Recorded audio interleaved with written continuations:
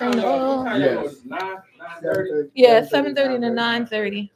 Hello, everyone. Whoop, whoop. We are now live on YouTube. Let me get some light up in. 9:30. All right, so 9:30 at the show. I play the select mind mix. I normally play that after y'all go off. Cool, good. You made a 6 hour day. I normally just let it ride. Yeah. I know once y'all go off, I just let it ride. But the only thing is, we caught I might change. like I might have to remember the push you power over was just a shut little down? bit. So we missed the two girls and Make Herbie sure, Love. Right. So we start off That's with still Ricky. long. We start off with Ricky Mix and then go all the way. Do I see Thommy? No. You mixing this? Nope. I just stopped bringing equipment. The talk right show. there. Huh? You got it right there. Hang out on that. Okay. Y'all can see each other. You got It's the same thing like turntable. 1, 2, turntable. Oh, it on my track? I don't know. You go. go see. Yeah. Oh, you don't do straight up? No, I never did. Oh, okay. I didn't switch over to digital until track. Keep on Because I said, I ain't bringing all that cord in the box and translate. Oh, hell. It's something there. Wait a minute, hold on. When I turn on the mic, Where's the nearest restaurant? it's still Wait. moving. When you go straight to that where the light is, It's make it still right. moving. Okay, It's right there. Let me do that real quick. Yeah. No, it should be moving down here. We're going to just use Okay, after we do it. after y'all do your thing. Lock the talk. Music's still Yeah. Yeah, I going. didn't play that music thinking that was the You music. got to Because their music sounds so Yeah. much. No, they have their own kind of copy. It's just a different kind of song. If you Oh, open yeah. up the trailer, Yeah, It's yeah. that's what I was going to play. yeah, and it's, I mean, for news Nice. purposes or what have you, I mean, it is the trailer for the film. So I don't see it. Somebody say something? I don't see it. What? Okay, now I see it. Cool. I don't hear nothing. You got to turn it down. They're not going to jump out there like that. They usually do because they pick us up all that I mean, time. y'all mics real Hello. Yeah. And Now I we like- can't hear the earphones. What info? I can't hear nothing. I can't hear anything. The headphones. Wow, yeah. Now I hear Okay. everything. All right, got it. Wait a minute. Yeah, No, now you turned it down. I didn't. Only hear one ear. Oh, okay. It got shorter. Oh, okay. Got it. All right, so cool beans. Now we're live and you hear everything. And I hear static. Why do I hear music? Oh, right No, that's behind just you. me. Yes, the Oh, okay. Y'all good. Yeah, now we good. Thank you, we man. are live. Testing 1 2 1 2 1 2. Oh, I'm not. Hello and welcome to the Thommy Davis Show with your co-host Tracy Stevens. We would like to thank you for tuning in again for this Monday episode. I'm going to encourage you to download the app, because guess what? We sound so much better in stereo and play it loud. Let your neighbors hear it, let your neighbors hear it, let your neighbors hear it. Anyway. You know what, Tracy? We ain't done music in a while. Yeah. Wow. Since we Yeah. started getting all these fantastic guests in here. Yeah. It's like, wow. They knocking out they knocking out groove there. Well, no, we still got the the power sessions. Yeah, that's true. That's coming up. So. All right, so let's do a recap of the weekend. Yeah. What had happened was how was your Friday, Saturday, and Sunday? I think I did too much. You always do too much. Tracy. Wait a minute, what do you mean you think? I can't even reach you on weekends now. Like what? What? Wait a minute. I'm putting it on Facebook. Oh, okay. Baltimore. Oh, wait a minute. I should have. I think it shares on YouTube with me. If not, shares the YouTube link on Facebook. If not, I'll just go ahead and do this really quick. But anyway, Friday, I went to Bushwick by myself. Is that amusement park? No, Bushwick is New York. It was literally right down the street from the House of Yes. I went to okay, all right. Yeah, I went to the Soul and the Horn party. Oh my goodness. Natasha. Okay, yes, all right. She was absolutely fantastic. She had a trumpet section behind her this time. she usually has saxophones and trumpets, the whole horn section. But she had trumpets behind her this time, and Moody Man. I thought Moody Man was actually going to perform, but he DJs. I didn't know Moody Man DJs. Oh yeah, that's how I know. Yeah, and I know he did. Well, he does like poems and stuff that Louis Vega, things of that sort. That's how I know Moody Man, and he plays a lot of Baltimore house. Like, well, he plays like Baltimore, so I'm guessing that the house music festivals inside of Detroit are comparable to the festivals here. Well, Spin goes there every year, so. Didn't know that. It was off the hook. They never invite me to Detroit. Oh, you just ask. You'll be surprised. I'm gonna call Detroit tonight. There's a couple of music. 1-800 Detroit. There's a couple of music festivals in Right. in Detroit, so I can probably try to make some connections. But you know what it is? I'll do cold calls to People anybody. think that I would have a manager. I do not have a manager. Yeah. So I probably miss stuff on Messenger, stuff people hitting up, and I just don't see it. Yeah, probably. But they have I still hear static. They have It's only been something moved. okay. So she had 2 recording artists there. When I first got there, they was playing Inspiration with Aaron K. Gray. Okay, Quantas. They played Shout. Vanessa Mitchell. Mhm. They played Fugue in Baltimore, but they mixed it with Bob Marley's Exodus. That's It Thommy was Davis Show. off the hook. They played. It was the one that Mike Freak did. The house music version. This is house or something. Yes. Yeah. They played that like all night. They were rocking. So they like the grind. Because Yeah. Baltimore, we grind. Yeah. Like Natasha,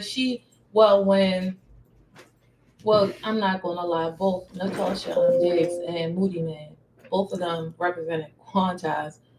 Mark Francis was there, and the crowd was extremely diverse. Like, it wasn't even about race; it was ages. I think the youngest person I saw was like maybe 18, and the oldest person could have been like maybe 70, 75. And it was more like. So you look like you're more 18, though. So everywhere we go, you're 18 years old. Like, so that was they did call me. Never mind.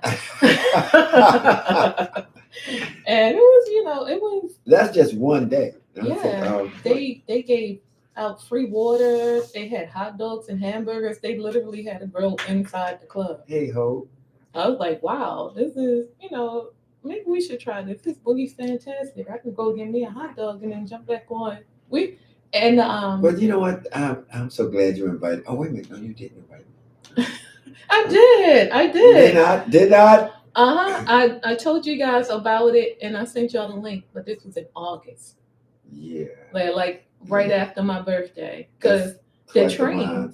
I'm not really. Oh yeah. See, I'm not paying attention to that. Because the train ticket was literally $40 round trip. So what? But then, why don't you move on to Sunday? Okay. Well, Saturday I went to this place called Stem and Vine. Right. They sell plants. It's a black owned. It's a black owned store. Here in Baltimore. I really That's need Christmas, right? Christmas. Well, he was not there. He did a charisma. I'm sorry. What's up, cuz? So I know the guy who owns Stem and Vine. He actually it's called Stem and Vine because he sells plants. Okay. He teaches you how to take care of the plants, Okay. gives you the native area, and depending on where you live in the city, Okay, he'll where's that? recommend. It's 310 North Charles Street. Bring him on the show. Okay. Bring him on the show. I'll bring him on the show. And plus his wife actually has a black owned vineyard. That's why it's called Stem and Vine. So they also carry I miss it. black owned Stem and Vine. It's because she has a black owned. well, the vine is for the vineyard, and the stem is for the plants. She's a vineyard. Okay. Yeah. Okay. So and they also like black-owned alcohol and things of that sort. So they make sure that they support black-owned everything, including fine artists, because they have a space in there where you can do art talks, and they also have a black bookstore. Really? Yeah, it's real I'm real going cool. book in it. I'll put it in there. Yeah, you should. And then Sunday, went to go see Amir at Smooth Flicks. Entertainment, right? Yeah, Amir, Damon, and there was another guy, but I don't remember what his name was. Oh, Soul something. Yeah, but when I got there, he was on the door, so I don't know if he played or I not. think it's his part. Yeah. Oh, okay. It could be. Yeah. All right. Yeah. And also the lady that owns the motor house, like I said before, she's a house head. And she asked me, why don't we have house music at the motor house? It kind of makes sense. So They did. Mark and I used to do the motor house. but you know, I saw KW Griff there. She's not from Baltimore. So like when house music promoters were actually playing house music in the motor house, she was at the Baltimore area. She was after the highway through the window. Yeah, yeah. And before they made it a drive-through. You had a whole busy weekend. Yeah, and also Miss Joy, I went to her thing on Wednesday. You went Wednesday, right? Yeah, and she said last week that was Unity Hall. Yeah, when she does you talk to the artist. Yeah, right. God talk. That was really great. It was spiritual. And wow, I like that. Yeah. And they also you know what? You keep calling me and calling me. No, you don't. I thought you were going to come because I put the flyer inside of the chat. Well, maybe I should just call. Hello. Yeah, I'm going to start calling. And she opened up. I'm in a lot though. I'm in our guests. Yeah. They in two groups. I'm in their chat, and yeah. when I see all that chat stuff, it's like, it's kind of hard. Yeah. So she opened up her place also. Yeah. For house music. So she was a great guest. Yeah, and the parking around there is fantastic. The same thing with the parking. I get the address. You're naming these places. The motor house is. The motor house is 120 West North Avenue, and I forgot where Unity Hall is. It's on Utah Street. Unity Hall, okay, that is. Yeah, it's like right around the corner. Madison. Yes, Utah and Madison. I'm sorry, everyone. I know we're on the radio, so a lot of these places that I'm referring to is in the city of Baltimore. Yeah. So. Except for. Natasha Diggs is in New York. That was 103 Scott Avenue? No, Scott Street. In New York. Yeah, in New York. You remember that, but you don't remember. No. In New York, you gotta know where you're going. If you don't, people will know. Like it'll be all over the place. You can't ask nobody. They'll be like, why are you asking me? Yeah. People start asking me stuff. I'm like, oh, okay. Me speaking no English. You go a lot, Tracy. You go to New York a lot. Like me speaking no English. You go for every hip hop concert, everything. You just do that. I love the Roots, so every time they're in New York, I go to see them, even though they're from Philly. Yeah. So, how was your weekend? Well, you know what's interesting? I actually. So I've written 9 books. So I was doing book number, I don't know. Actually, I'm working 3 at the same time. And so I was working on it, and I said, let me do one with this new AI thing. So I've worked with AI as a coach. Oh, cool. And so it was flying fast. It was like having a college professor going over your paper. Oh, wow. And it learns you. It starts picking up. You're smart. You know what I mean? When it notice your style and notice it is, so it's just okay. So you like this, but you not want to remember that you like this kind of thing, and it actually remembers. So it said. So the book I was working on was about truth. My first nonfiction. Right. And all of a sudden, the app started acting up, like saying no. It just kept making the same mistakes, and I kept saying, "What are you doing?" Mm-hmm. You know what I mean? Yeah. So the app was doing little glitches and mistakes and stuff. So it started changing my manuscript, without me saying it. So I kept complaining to it because I talk to it like it's a person, even though it's a computer, it's not a sentient being. Yeah.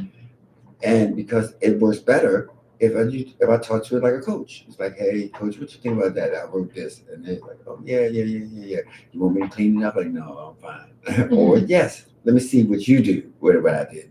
And you just take hints or whatever you want to do, how you want to do it. Mm-hmm. So this happened Saturday. And I'm about 4 hours just saying, okay, you know what? This book is coming together fast because it's also a secretary. You know what I mean? So instead of me banging on my phone or a word processor, Mm-hmm. I'm like, okay. So it made me mad. It wouldn't keep up. And then it started just losing information. So I just got frustrated. So later on that day, I just said, you know what, you got a problem. Because, I can open it right now and talk to it. Yeah. But I said, you got a problem, something's wrong. And they said, no, nothing is wrong. I said, yes, it is. I said, so what I did is I asked it to send me, create a picture. I've never done that. I said, create a picture. And they said, what? I said, show me a picture with two black guys and, sitting down talking. Yeah. Matter of fact, I said, show me a picture of two comic strip guys. So it sent me two white guys. Mm-hmm. I said, okay, nah, but thinking that it would know that I'm African American. Oh no. Yeah, you gotta. It did know, but it didn't see. I didn't specify it. Yeah. So I said, okay, no, do it with African American brothers, and maybe possibly book covers or whatever. I said, let me see some animation, and all of a sudden it said, oh no, I can't do that. I was like, what? You can't do it. I said, you just did it when I didn't say anything. They said, no, well, because it alludes to some kind of romanticism or something, all kinds of stuff. And I said, no, it doesn't. And they said, okay, you want me to do it over again? And then it would say, no, I can't do it. I said, all right, so you can do a white version without nothing. Yeah. The minute I said black, and they said, no. What it is that because of the way things are, if we gotta make sure that we're not being biased and stuff like that, so we don't send the wrong impression. Yeah. So you saying, I'm typing this. I'm saying, so you saying, anytime I say the word black, that means something's wrong. And they said, no, I see. It says, no, I see what you're saying though, because my creators, they put these things in here to protect people from doing something, from some kind of issue. Yeah. And I said, you know what, we so done. I said, and they said, why you say that? We almost finished your new book. I said, no, we're not. I said, I'm not going to use an app that's already biased. I said, I would have noticed it if I not asked you to do something specifically. Yeah. Black. I said, so you've probably been doing it the whole time, and I didn't notice it.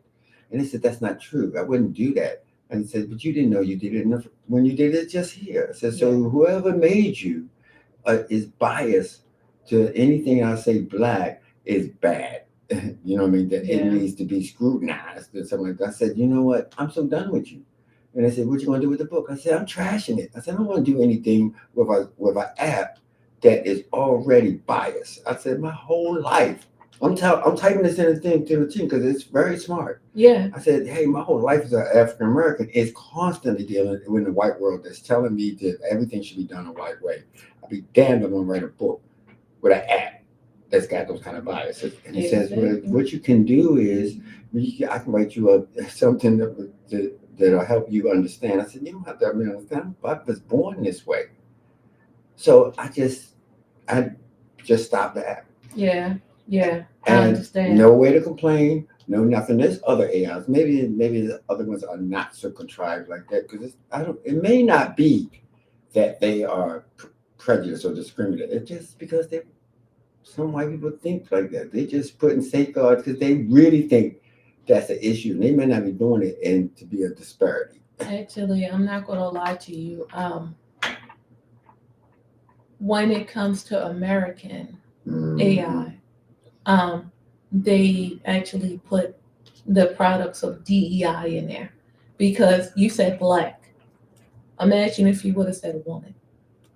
Well, that's DEI. It said we changed it from black to person of color. was like, no, I No, won't. no, you can't do that. So if you would specify an African American woman, they wouldn't have did anything. That's here in America. But if you get something that's European, or Korean or Chinese or something like that, it'll describe it and do exactly what you want. Oh, okay. So anybody out there in Radio Land, and you know, one of the But it's I need the to get off the American one. American one Yeah. because that's in the fair. Just like this country to me, as soon as they take away the riches, which we are rich part of this country, as soon as they take away that, they left with themselves, and you see what they're doing, the mass killings and stuff like this. They already doing it. We left with them, and that's the worst thing you could do, is to remove the rich. Yeah.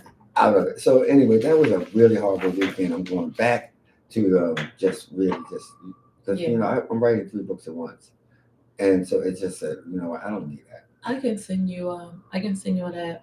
It's a Japanese app that I use for cleaning up my to clean up some of my emails and some of my newsletters that I do for Maryland Citizens for the Arts. One of the many things you do here. Yeah, and for some reason, when I do like email or a newsletter, it's like I'm writing a dissertation.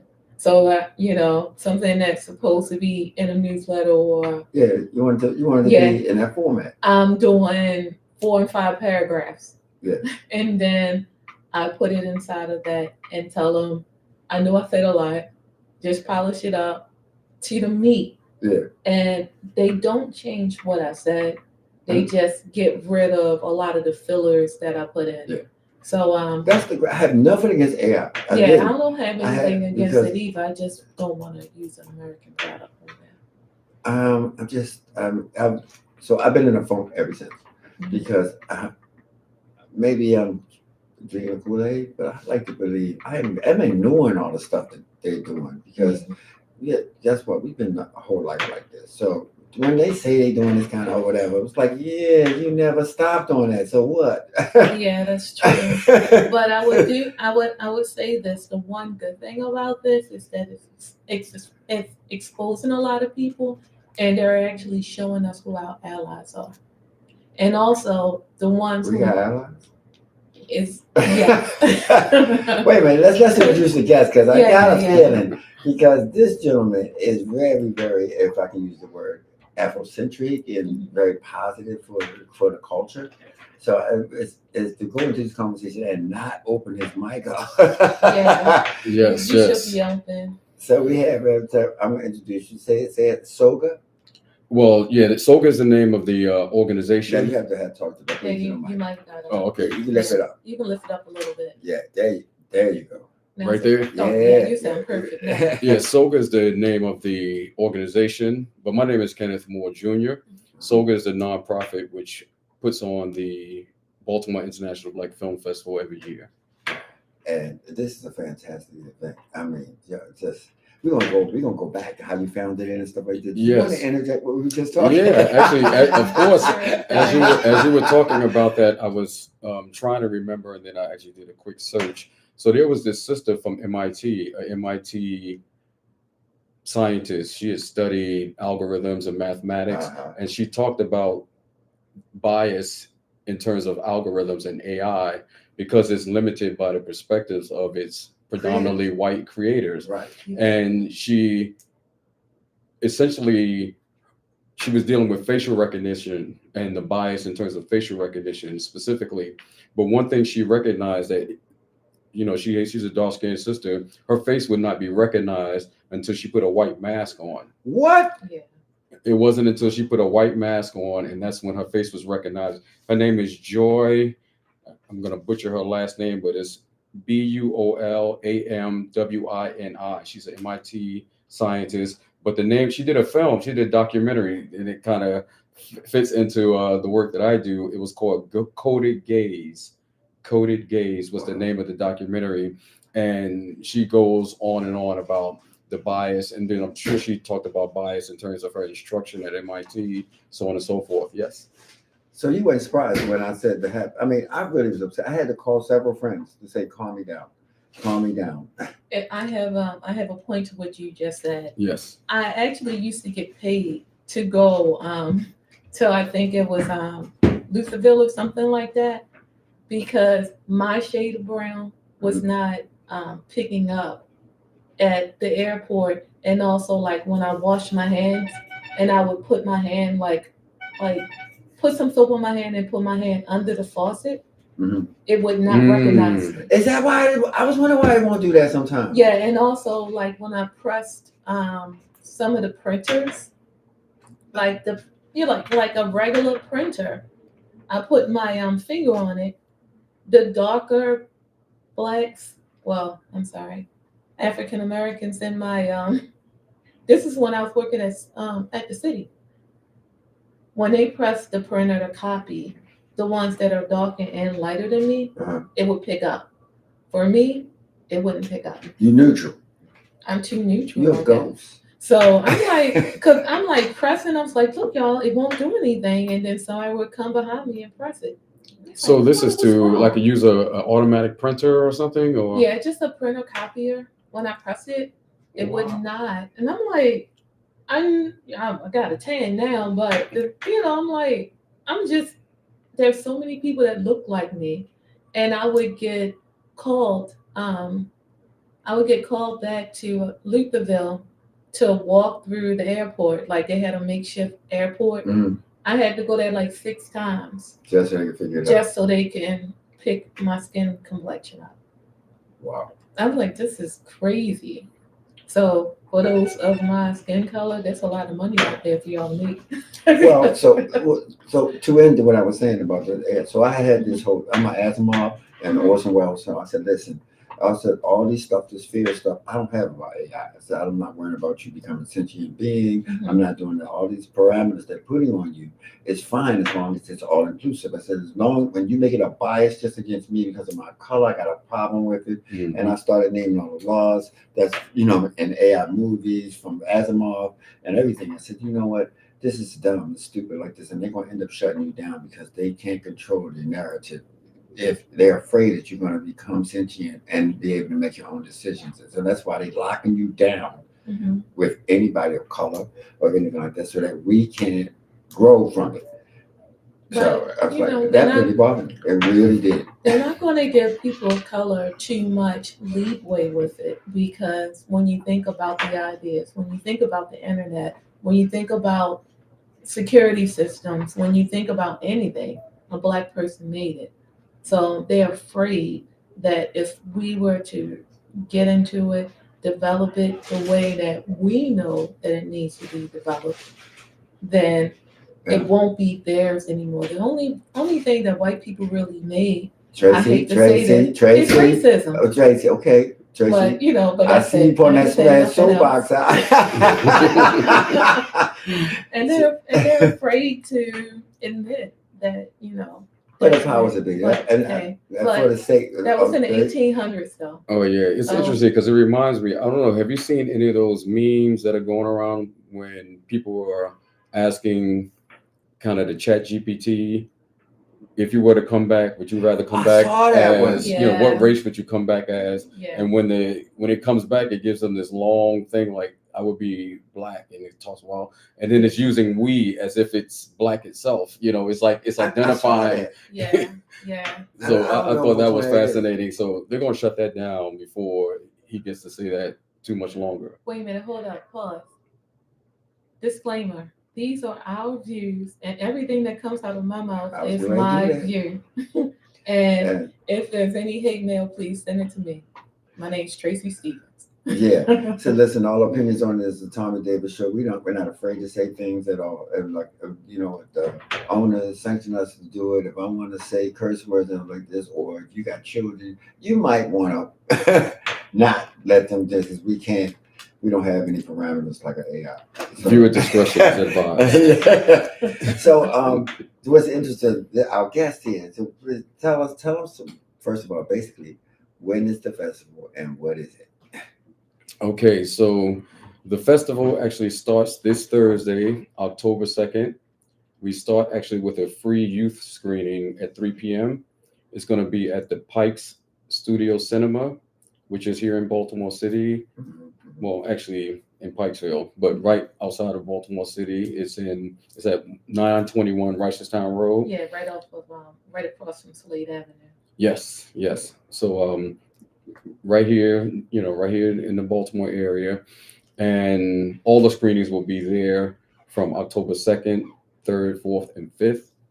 And yeah, we're excited. We're looking So wait a forward to. It's not at the one at North and Charles. No. Mm-mm. I was so used to. Yeah, we relocated. This year happens to be the first year we had the opportunity to have it at a Black-owned theater. Yeah, that's very sad. That's a Black-owned theater. It's nice in there too. Yes, And yes. they deliver food, popcorn, and everything too. Yes, they used to do it. They don't quite do that yet because it's under new ownership. Okay. But when it was under the previous owner, which they discontinued or turned it over at the end of last year, Mhm. so the new owners have had it since spring of this year, and they've been rebuilding it and definitely trying to get new traffic coming through and folks becoming aware of it, trying to really engage the community more. And so, yeah, we're excited to be able to have the festival there this year. So we're gonna ask you to keep repeating that. Yes, yes, People yes. check in and check out. So one more Absolutely. time, where it's at. Absolutely. So it's going to be October 2nd through the 5th. It's the Baltimore International Black Film Festival. You can go to our website. It's hopefully pretty easy to remember. It's BIBFF.com. Mhm. That's B as in boy, B as in boy, F as in Frank, F as in Frank.com. Mhm. And all information is there. That's for the Baltimore International Black Film Festival.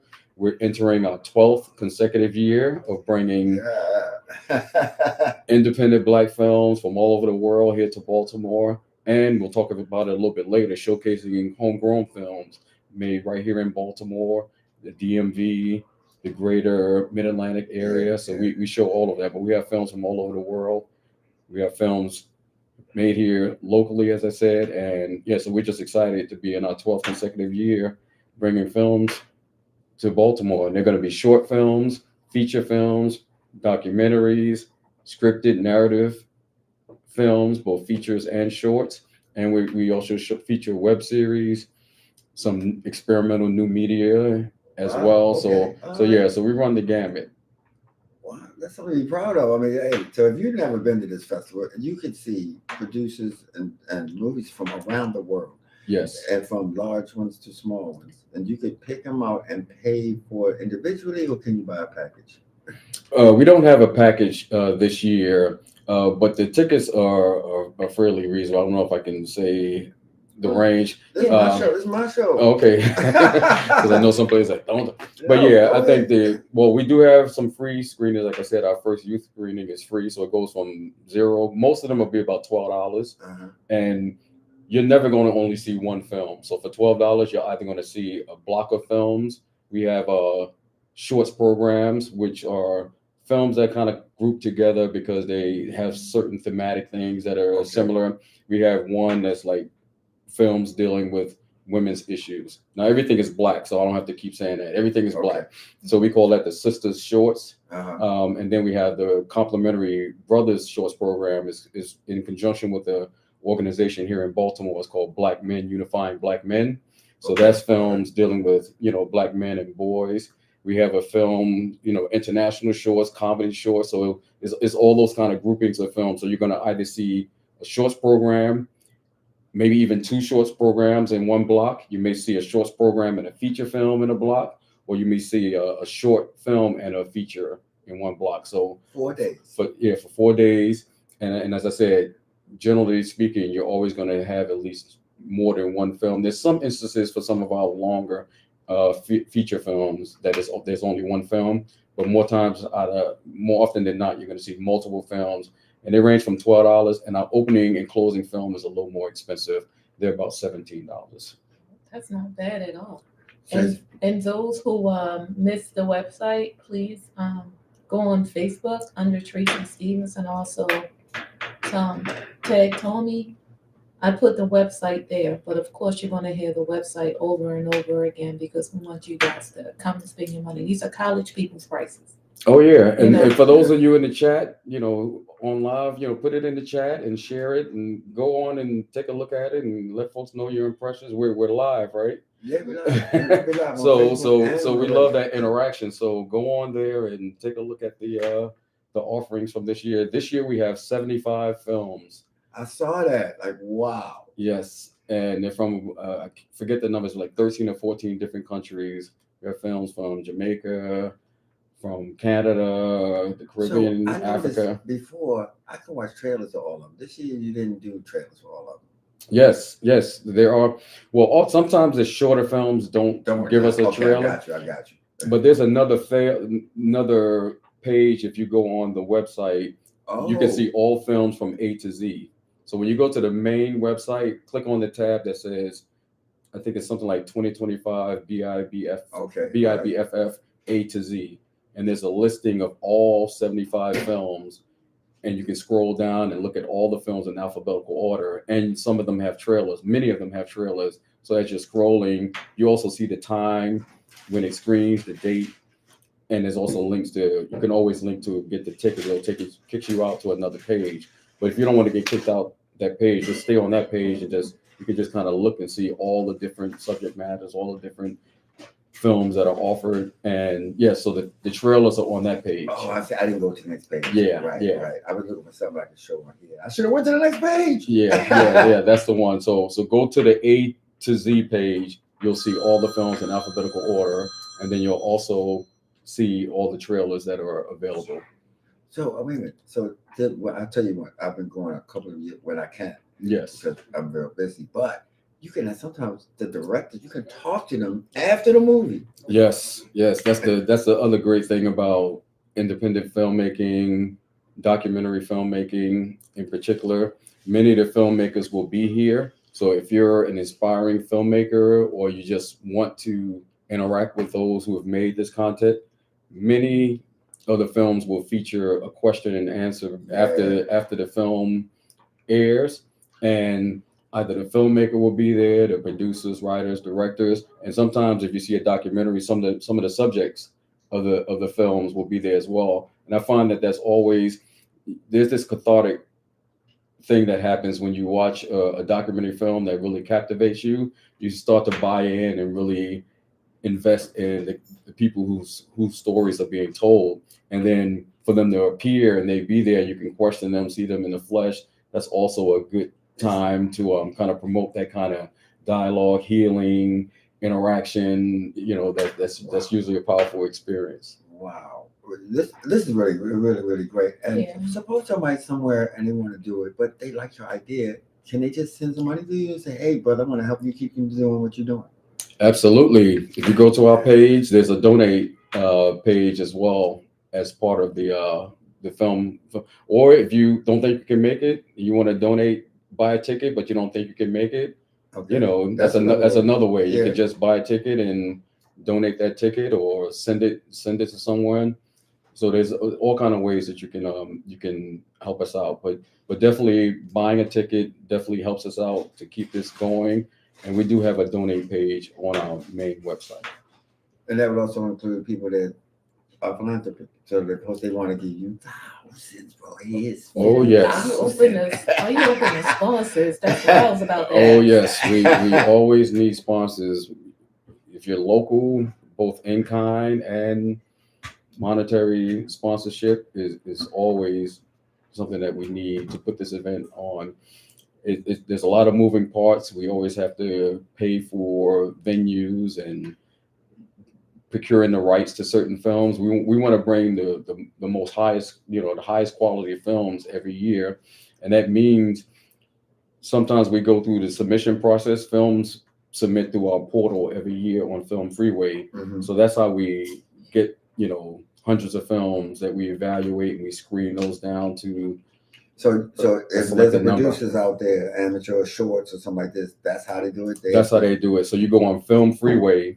There's also a link on our page as well. But if you Google Baltimore International Black Film Festival and go to Film Freeway, that's the site that most, if not all, of the major film festivals, from Tribeca to Sundance to South by Southwest, they use that portal for you to engage the festival. You submit your film, and our evaluators will review the film, and you may get selected, and then you'll screen next year at the 13th annual Baltimore International Black Film Festival.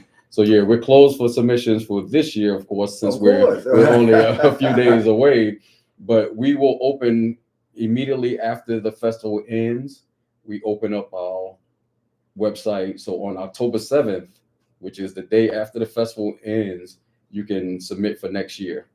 So what you're saying is, I can submit me tap dancing to my polka music, and you guys will probably look at it and give me a chance. Absolutely. Oh. Absolutely. I think they would. And because you're local, you would more than likely premiere as part of our Be More Shorts program. Oh, that's awesome. So and right now that's one of our best-selling blocks of films. It's the film that's Baltimore shorts programs collected together, a whole bunch of shorts programs made here in Baltimore.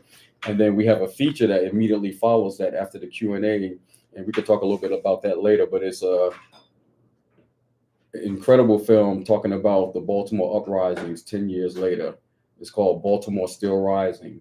So it's talking about post Freddie Gray, everything that has happened in the 10 years, because this year marked the 10-year anniversary after the uprisings in 2015. Wow. You can talk about it now. Okay. All right. Yes. I gave you the whole show. Yes. So it is a incredible film. So you got to forgive me. I have 75 directors' names in my in my head. So I see the sister's name, but I don't want to call the wrong name out. But it's a sister here. She did a powerful job of capturing the impressions and the voices of many people that those of us here in Baltimore know of. And she talks about the arc of police brutality and police engagement in Baltimore since like 1940, 30s and 40s. And she brings that forward to right before the uprisings. And she talks to various different community activists, community leaders, politicians, and they're all getting their impressions and showing that we're more than just what people try to say the uprisings represented. Yeah. And also, there's a little bit of, I don't want to give too much of the film away. That's why I'm always reluctant. Go ahead and do it. It's Facebook. Yes. Make them go feed them. No, I'm going to give you enough, but I want to keep you intrigued. I want you to, show up for it. Yeah, you got to show up for all the nitty gritty details. But what I will say is that it also talks about that Baltimore was not without leadership. There were some outsiders that basically thought that Baltimore didn't have an activist base. Baltimore didn't have a network of community folks who were holding it down, and that the uprisings was somehow basically due to lack of leadership on the grassroots and so on and so forth. And this film dispels that notion by hearing some of the actual leaders in their own words say that, no, we've always been on the scene. We don't need people coming from the outside saying, oh, we're going to show you how to do it. And it shows over the course of 10 years, the responses that have been introduced and the different programmatic and just neighborhood by neighborhood elements that have been put in place to respond to that event, and not blaming the young people outside of Douglas who, the buses were shut off, and there was all kind of weird things that the police did that day that basically enticed them. But a lot of us know the story, but for those who don't know the story, she tells the full story of how we led up to that moment and the community's response and certain politicians' responses to that. And then post that, in the intervening 10 years since 2015, how we got to this point where we are in the city currently. That's a heavy story. Yeah. We're going through some stuff. Yes. That's why that one person disappeared. Tracy. I ain't saying nothing. We ain't gonna name any names. No, I think I know. I just said that one person. I think I know who you might be talking about. But we like the power in Baltimore. We walk out here with a machine gun down. You know. what they say? It's her. What they say? A hit dog hollers. So if anybody holler, then yeah, that's what we're talking about. I mean, we're joking, but we're in a world right now that's very violent. They're very violent, and the other people we're talking about are very violent. They're savages, and yeah, it was great. So Tracy, you gonna be skipping down and playing polka music, and it's gonna be ba ba ba ba ba ba ba. So that's good. But see, that means I can be river dancing because you know how you can deflect things with the river dance. You know, exactly. So and that'll make for a more powerful documentary once you submit it for next year. Okay, I would. With my bulletproof sneakers. Yeah. Like this. You know, I got a film out that I really, but it's only a trailer, so it's not long enough. I could make it short. How long is it short? Make it short.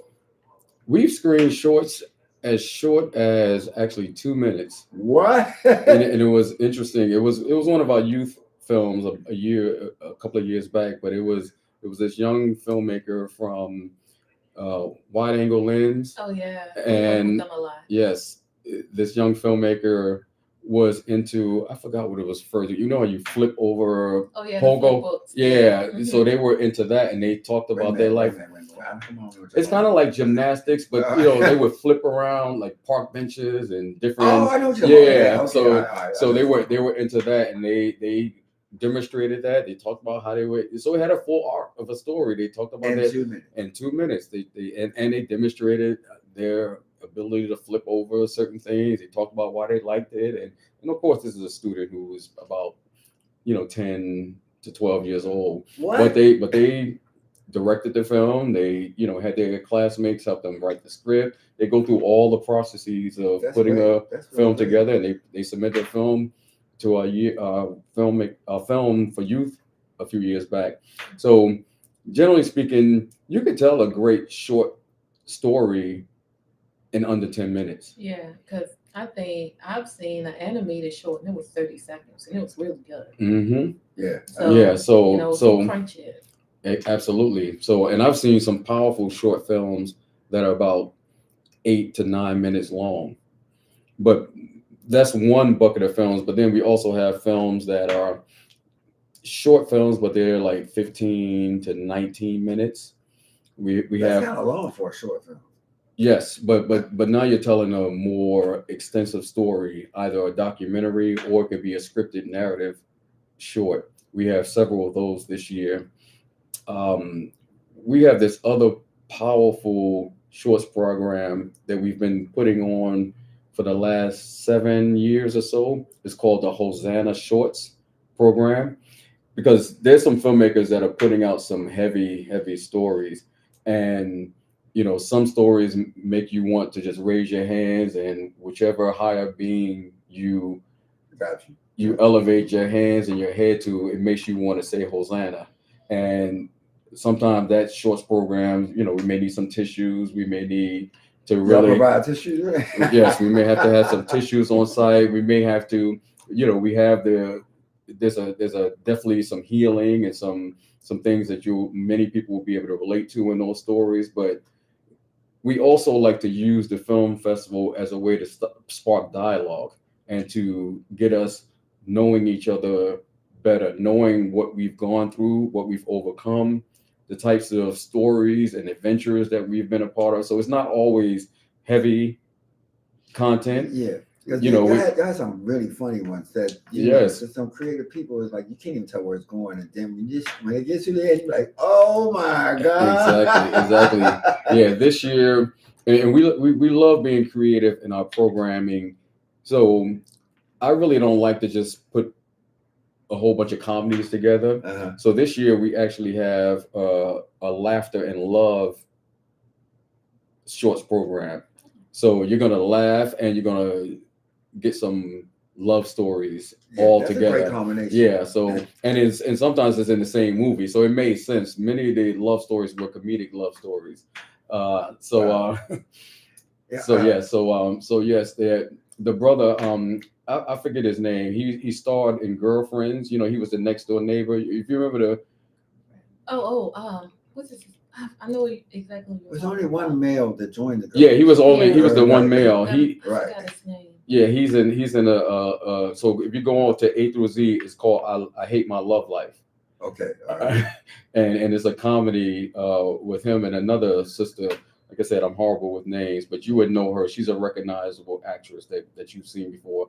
It's a scripted love story, and it takes you on a journey, but then it has a twist in the end that's comedic, and it'll have you laugh. And I think it's only like 15 minutes, but So again, it tells this comedic people story. Just Yes. came in. Tell them what it is and when is the address and Yes. how to contact, all that stuff again. Absolutely. So we're here. We're talking about the upcoming Baltimore International Black Film Festival. We were talking about the blocks of films, but just to back up a little bit, the festival itself runs from October 2nd through the 5th for screenings, and it'll be at the Pikes Studio Cinema, which is at 921 Reisterstown Road here in the Baltimore area. And you can learn more about the festival and get tickets by going to www.BIBFF.com. Tickets range from $12 to $17. Most of them are $12. Only our opening and closing films are a little more expensive. So let's pause right there. You're telling me that I can have a date night for under $40. Absolutely.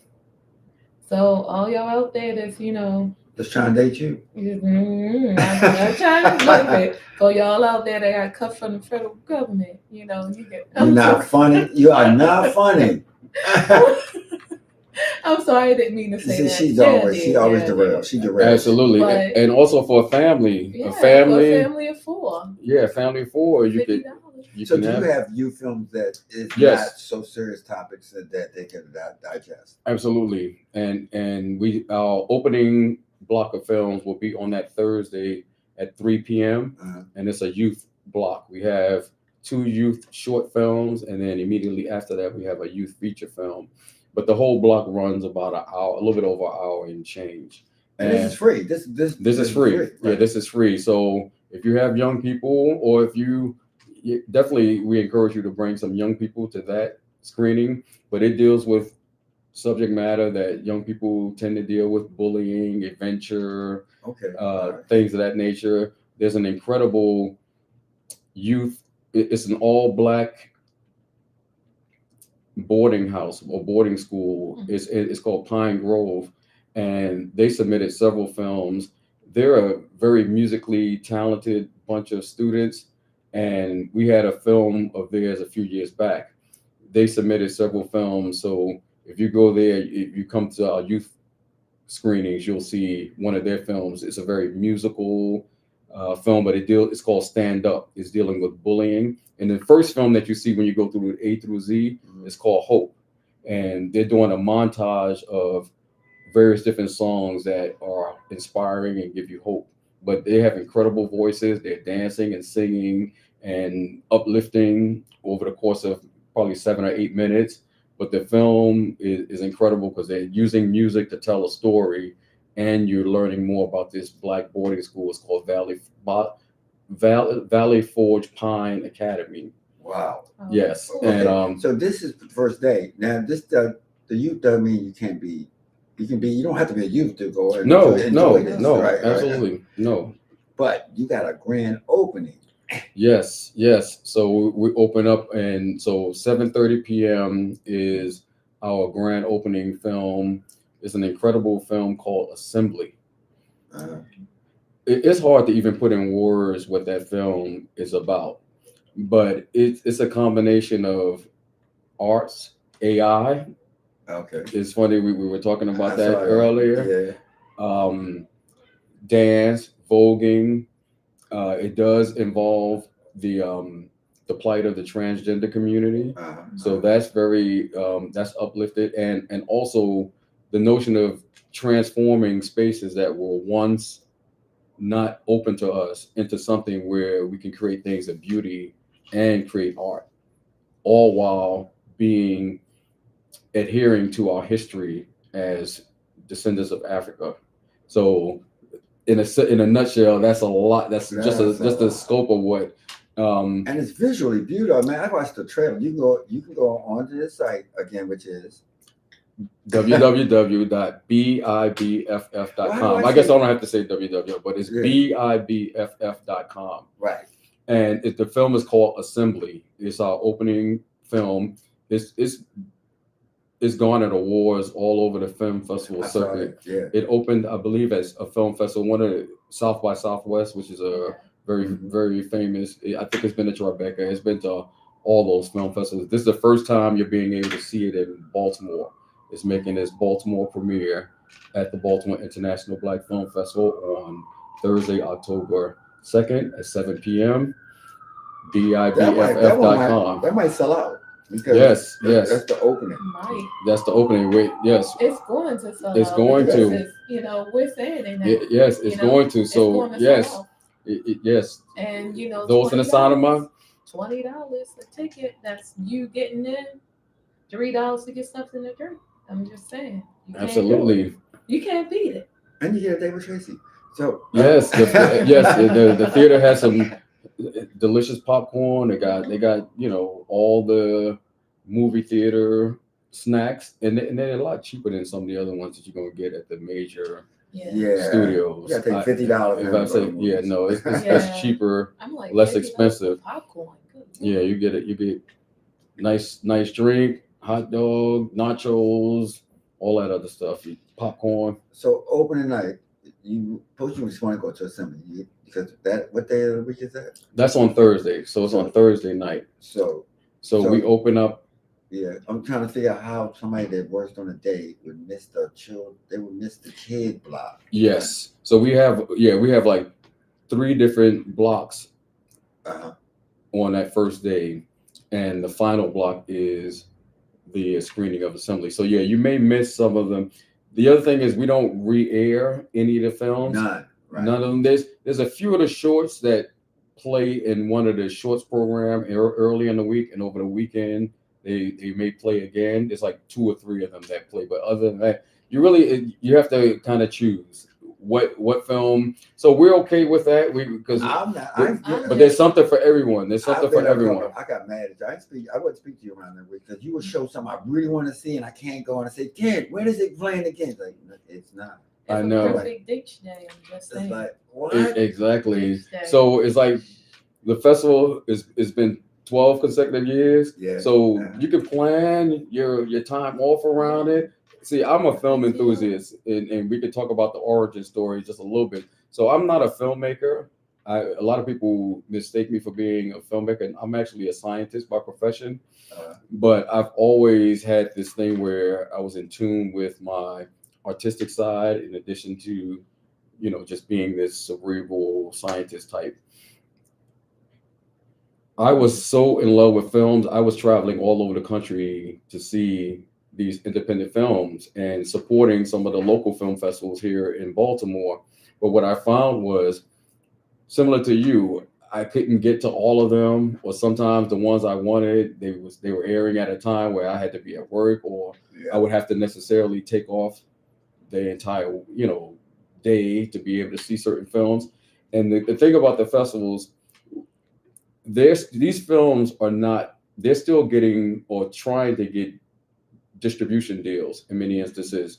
So these films, this is a way for them to showcase their films, to get audience feedback in front of live audiences, but they're still, looking to get deals where it may wind up on Netflix, it might wind up.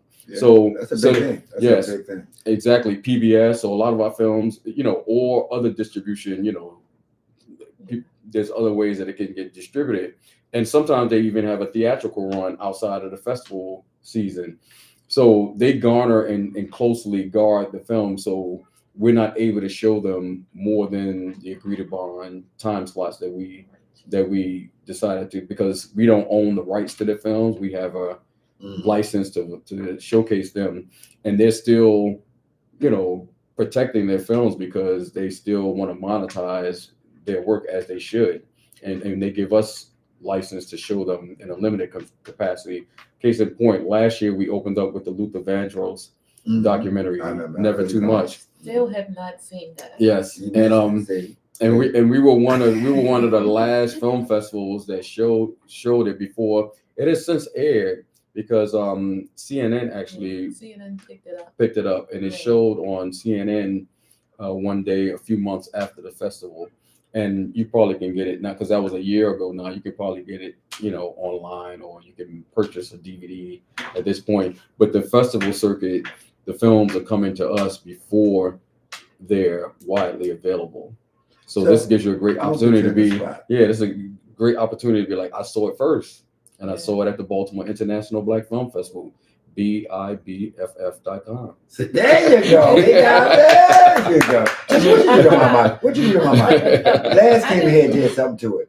I didn't do anything to your mic. All right. That's why I just moved very closer. See, Wait wait a minute. I can turn it up more. No. I just got rid of my hat.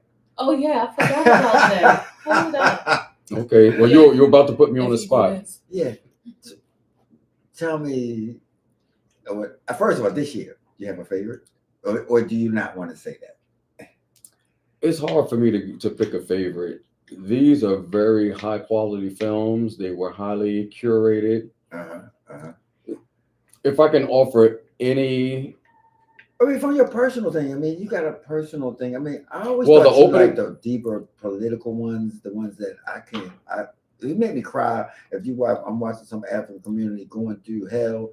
I end up walking out because I can't. yes, I get too emotional, and some of the things are out of that where it's the real thing. This is not them doing AI or green screen. This is real. You're watching them actually, where you would never see it anywhere else. So it was just so close. absolutely. What I would say is, the films that are opening and closing are always going to be powerful films. Okay. Now, will it resonate with everyone? Maybe not, but you will walk away being educated, entertained, hopefully inspired. You'll gain a different knowledge. And these films, even if they're some of the heaviest films, there's also always some levity. If somebody's doing a great job of doing a film, they're going to create moments to take you on a little bit of emotional roller coaster. Will give you become invested in some of these subjects of the documentaries. It happens that this year we have 2 documentaries, opening and closing, and we'll talk about the closing film in a little bit. I'm telling you, Tracy will go out polka dancing and I'll go somewhere else. Okay. Like, go take Okay. over it. Well, so not saying that these are favorites, but the opening film we talked about, Assembly. So the closing film is called Following Harry, and it talks about the life of Harry Belafonte and how, the arc of his life, he influenced so many activists. We all know that he marched with King and... Wait a minute, let me see something. It's your mic. So when you bang on that table, it does that. Oh, okay. Oh, Okay, yeah. got it. I So don't think you're even banging on it. It might just be... it just might be a little bit of little vibration. But yeah, so we know Harry Belafonte, he's been, he was a legendary freedom fighter, activist, truth to power. But in Following Harry, he basically summoned some younger activists, and he's essentially passing the torch. So right before he passed, he engaged certain actors and activists. Alicia Keys is in the film. Okay. Jamie Foxx. A whole bunch of other activists, young activists, some women who were part of the women's movement during the first iteration of the current president's tenure. Remember how women protested very, very largely. Yes. Harry Belafonte, that initial meeting happened in his living room right before that. So you see the arc of his life. You see the impact of what he had, how he influenced current activists, and then you see how he's paying it forward and influencing younger activists. He has passed, right? Yes. So they filmed this right before he passed. Yes. This was right before he passed. They filmed this. They were filming this, shortly before he passed away. So From natural causes, y'all. Yes, he was a you scared me for a minute. No, Tracy. Yes. We don't want anybody to think that he got killed No. Oh, yeah, no, yeah, no. you know, and some he- natural causes. And again, he was one of the, because few of our leaders at that time, I mean, he was in his 90s. I think he was like 92, 93 when he passed away. Wow. So yeah, so he was an old man, but he was still sharp and still fighting and influencing. So that's the film that we're closing out with, and that film is on Sunday night at 6:30. Will it have a director? The- or artist or a commentator or somebody? We're wants to- actually one of the producers. We're still trying to see if we can get one of the producers to appear. We're in conversation with them, and oftentimes if they're not able to, they'll try to have someone maybe Right. locally, because I think they're out of New York, many of them, so they had some other previous engagements. And these films, sometimes they're in 2 or 3 different festivals the same weekend. So they have to, Wow. so they can't be everywhere all at once. So, but we're trying to get we're talking with some of the producers to try to get someone here. And yeah, so it's an incredible film, powerful film, just showing resilience. And that's closing day is what day? The closing day is going to be October 5th at 6:30 at the Pikes. There you go. Yep, So 921 he Reisterstown He Road. got it, Trace. He got it. And if you go to the website BIBFF.com, the first thing you'll see highlighted is that opening and closing film. You'll have a synopsis, and there's trailers for both films on it. So you'll see Jamie Foxx, Alicia Keys. You'll see for Following Harry. You'll see them highlighted on the web page, the opening page. And then you'll see Assembly, which is our opening. So we're really trying to get folks to those, because it's going to be, it's kind of like we open and close with those. And stay tuned. We're going to release a compilation of images and snippets from all of the films. We usually do that every year. Mm-hmm. It premieres at the opening screening, and it takes you on that journey that you're going to take if you were to come to the entire festival.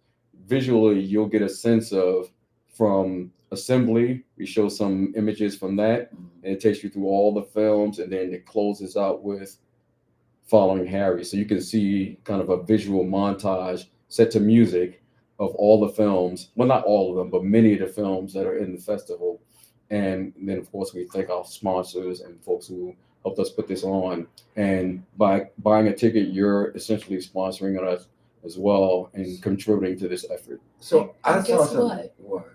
If you're a major sponsor, you might actually show up on their website. Absolutely. That want to sponsor. And Yeah. Absolutely. One of the things on your schedule is a meet and greet kind of thing. It's like I saw it. I said, this is different. I never saw this one. It's like talk to the. Yes, we have. So right in that hour after our youth screening, right before the opening film, we have a filmmakers meet and greet. Yeah, and we're gonna have hors d'oeuvres and wine, and many of the filmmakers will be there. So that's a great opportunity to interact with many of the filmmakers. So if you go to the website, there's a way that you can get a ticket for that event. So that's a great way to, in a very relaxed environment, meet and greet many of these filmmakers. And of course, you're getting refreshments, you're getting wine, you're getting hors d'oeuvres and things of that nature. And so that's a perfect way to kind of do the meet and greet, and then that will parlay right into our opening film. So you can, if you're not working that day, you can go to the meet and greet rather. And that's a separate cost. There is a separate cost for that. Okay, all right. And you got to pay for the wine. hey. And also someone could donate some wine and hors d'oeuvres. Because remember, we were just talking about Stand and Vine. Yeah. It was a black owned. It's I think it's called Black Girl Wine or something like that. Okay. Yes. So putting it out there, Stand and Vine. If you're out there listening, they're looking for liquor sponsors, and y'all out there that own restaurants, black-owned restaurants. Let's make this blackity black. Exactly. Bring it. Sponsor some of that stuff. Reach out to us and bring it over to the Pikes. It's one thing I can say that out of this whole administration, it pushed us to be more unified. It's like where they thought they was going to divide us, it kind of unified us. It's like, you know what? you kind of pushed us to get off our laurels Absolutely. and go out and do stuff because we knew the problem. We live with it every day. Yeah. But now you want to call it out because you want to put it out there. It's just making us wake up. You know, I think that's why they like the word woke. Yeah, They like yeah. that word. They jumped on it. Yeah, we've been using that for generations. We've been Right. using that since the 80s. Well, what we call woke is dumb spoke because they is speaking out the side of their necks. But anyway, But the thing is, they show their colors. The views expressed. The The views expressed are those of and our Asian brethren out there, we eat sushi too. So if you like to sponsor, Did you just single out somebody? yeah, our Asian, like we sponsor, we take all sponsorship, black and brown, Absolutely. people eat sushi. I'm just saying. So if you want to not just If I see sushi there, Tracy, you not better the be 2-day-old sushi. I love vegetarian sushi, especially the sweet How potato can you roll. be vegetarian Yeah. sushi? yes. Oh my goodness, the sweet potato roll. We and gotta the go there. avocado Delicious. roll. Oh, I like Oh that. my goodness. And those pair well with like a red wine or white Now wine y'all in some done instances. far. Exactly. Yes. And the next thing you know, vines and stems is going to be here with bottles of wine. You're going to see us with glasses and drinking. Wait a minute. So let's go to how did a guy from Baltimore just say, hey, I'm going to do this film festival? I'm assuming there wasn't a Baltimore Black Film Festival No. before that. So, Well, I think there had been. This is not the first Black Film Festival okay. in Baltimore, and there's been several that happened after us and certain that are still going. But at the time, there really wasn't an active film festival right in the city. Mhm. And kind of piggybacking on what I was talking about earlier, I was traveling all over the country going to these film festivals. I was going to Miami, to New York, to Texas, all over the country going to these film festivals. I was like, so tell us about the first one. Tell me the success and what you learned. Yes. So the first film festival was in 2014, and we essentially had 10 films. Okay.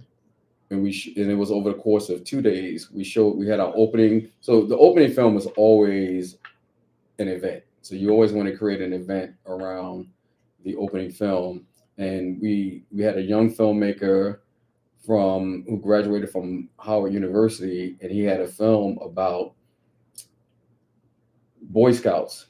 It was about the Boy Scouts, and we actually partnered with the local Boy Scouts troop here in Baltimore. It was a youth film, so we opened up with a youth film. It's kind of been part of our tradition. So this year we're doing it again. We're opening up free with a youth film. But that first year we opened up with a youth film. It was about the Boy Scouts, and we partnered with the local Boy Scout troop here in Baltimore, and the mayor was there. It was a whole great celebration of young people. One. Yes, and we took pictures. There was like dozens of young Boy Scouts, and that showed up, and the filmmaker who was a Boy Scout himself, he wore his troop uniform, cool. and it was cool. So it was called Troop 491: The Adventures of the Muddy Lions, and and those young people, they saw themselves in that filmmaker. It was a scripted film. It wasn't a documentary, but they still saw the adventure that these young Black Boy Scouts. 12 years ago. Yes, these young. They run up to you now as grown men and say, "Mr. Ken." Yes. Yes, and it was interesting. So this was during the Obama administration. I remember actually one of the young Boy Scout students. He actually had just been honored at the White House. Oh wow! Because he saved his younger brother's life. I think I've heard about yes, that. And he was here. It was here right in Baltimore, and so he was honored in the White House, and he was there at the screening as well. So we started with that film, and then we showed 9 other films the next day. But these were some powerhouse films that were on the festival. 9 the next day. 9 the next day was, so we only had 10 films in our first year. Okay. 1, the Boy Scouts film on the first day. Second day, we had our 9 films. Powerful. Back to back or going against each other. No, it was one theater. They were back to back, so you Okay. you could see the entire festival. You couldn't miss anything because nothing was overlapping. Okay. And we had narrated films, we had documentaries, we had short films, and one thing, backing up again, the theme of the festival is real unity, REEL unity, using the power of film to bring us together as a community. We always want to be mindful of, even though there really isn't a theme of the festival, because we're going to show films with all kinds of different subject matter, but we're definitely mindful of, we want to highlight the African-American community, we want to highlight the African diaspora, and we want to highlight and showcase films from the same gender-loving LGBTQ community, all dealing with the Black experience, because we believe that until we start to unify and see ourselves in each other, then we're going to remain divided and we're going to remain weakened, because we're letting different arbitrary things, nationality, sexual preference, colorism, all these other things divide us as a people. Like the other side's doing right now. Yes. Okay. Absolutely. Good. I didn't say anything. I was just waiting for the other shoe. Absolutely. And over the course of the years, I just remember, there's been, from that first year, we only did 10 films. And then after that, we at least have 50 or 60 films per year. And How one does year, anybody watch? Wait a minute. I'm trying to figure out how would I be able to watch that many films? Sure, sir. Like, But still, that's still a lot of films. It's 4 days, so that means you'd have to live there. well, yes. And some years we were in 3 different venues. We had Right. films going on at multiple times. So we've expanded, but then by necessity, we scaled down, and we felt, we kind of listened to our audience and found that what's the best way. We try to create experiences where you're not really competing. So actually at the Pikes, there's actually 2 theaters. So there will be some choices that you'll have to make, because some films will be going on simultaneously. One at one theater, one in the other. So you'll have, except for opening and closing film, you don't, those will, those will be simulcast in both theaters. So because those tend to be our largest films, those tend to be the ones that most people gravitate towards, we're going to simulcast those in the same theater at the same time, in both theaters. I know. I looked at the trailer for Assembly. It's like Black Circus Olay and culture. They somebody really had eye for the production of it. Yeah. Yes, it is beautifully shot. And it's also, if you remember Paris is Burning, Yes, if you remember, it has a little bit of that. It does. Yes, it has. It also talks about the transatlantic. Yeah. Whatever. And yeah. Yes, well, yeah. How do you The put all that transatlantic together? kidnapping. I like to call it the transatlantic kidnapping Wow. event that happened. wait a minute. Now, I Tracy. There's a T-shirt out there that actually goes on that, and it says slavery. I think it says slavery wasn't fun. We didn't like it. So That's the narrative they're trying to paint. That's why they're trying to get rid of history. That's why they're trying to, like, oh yeah, we were invited over to do work for free. Well, no. Yeah, it's a great point that you're making.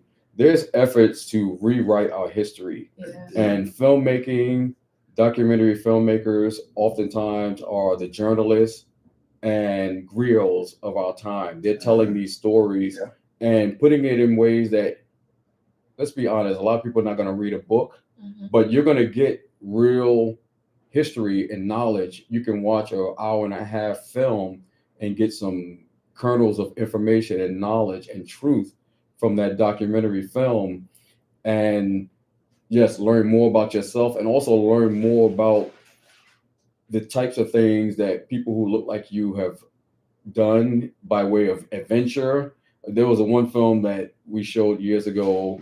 It was about a group of climbers. Now, it would never have been me, but these were folks who climbed mountains. It was a group of mountain climbers, all black mountain climbers, and it was like one of the first black women to ascend to the top of Mount Denali. Oh yeah. Yes, and so it was riveting.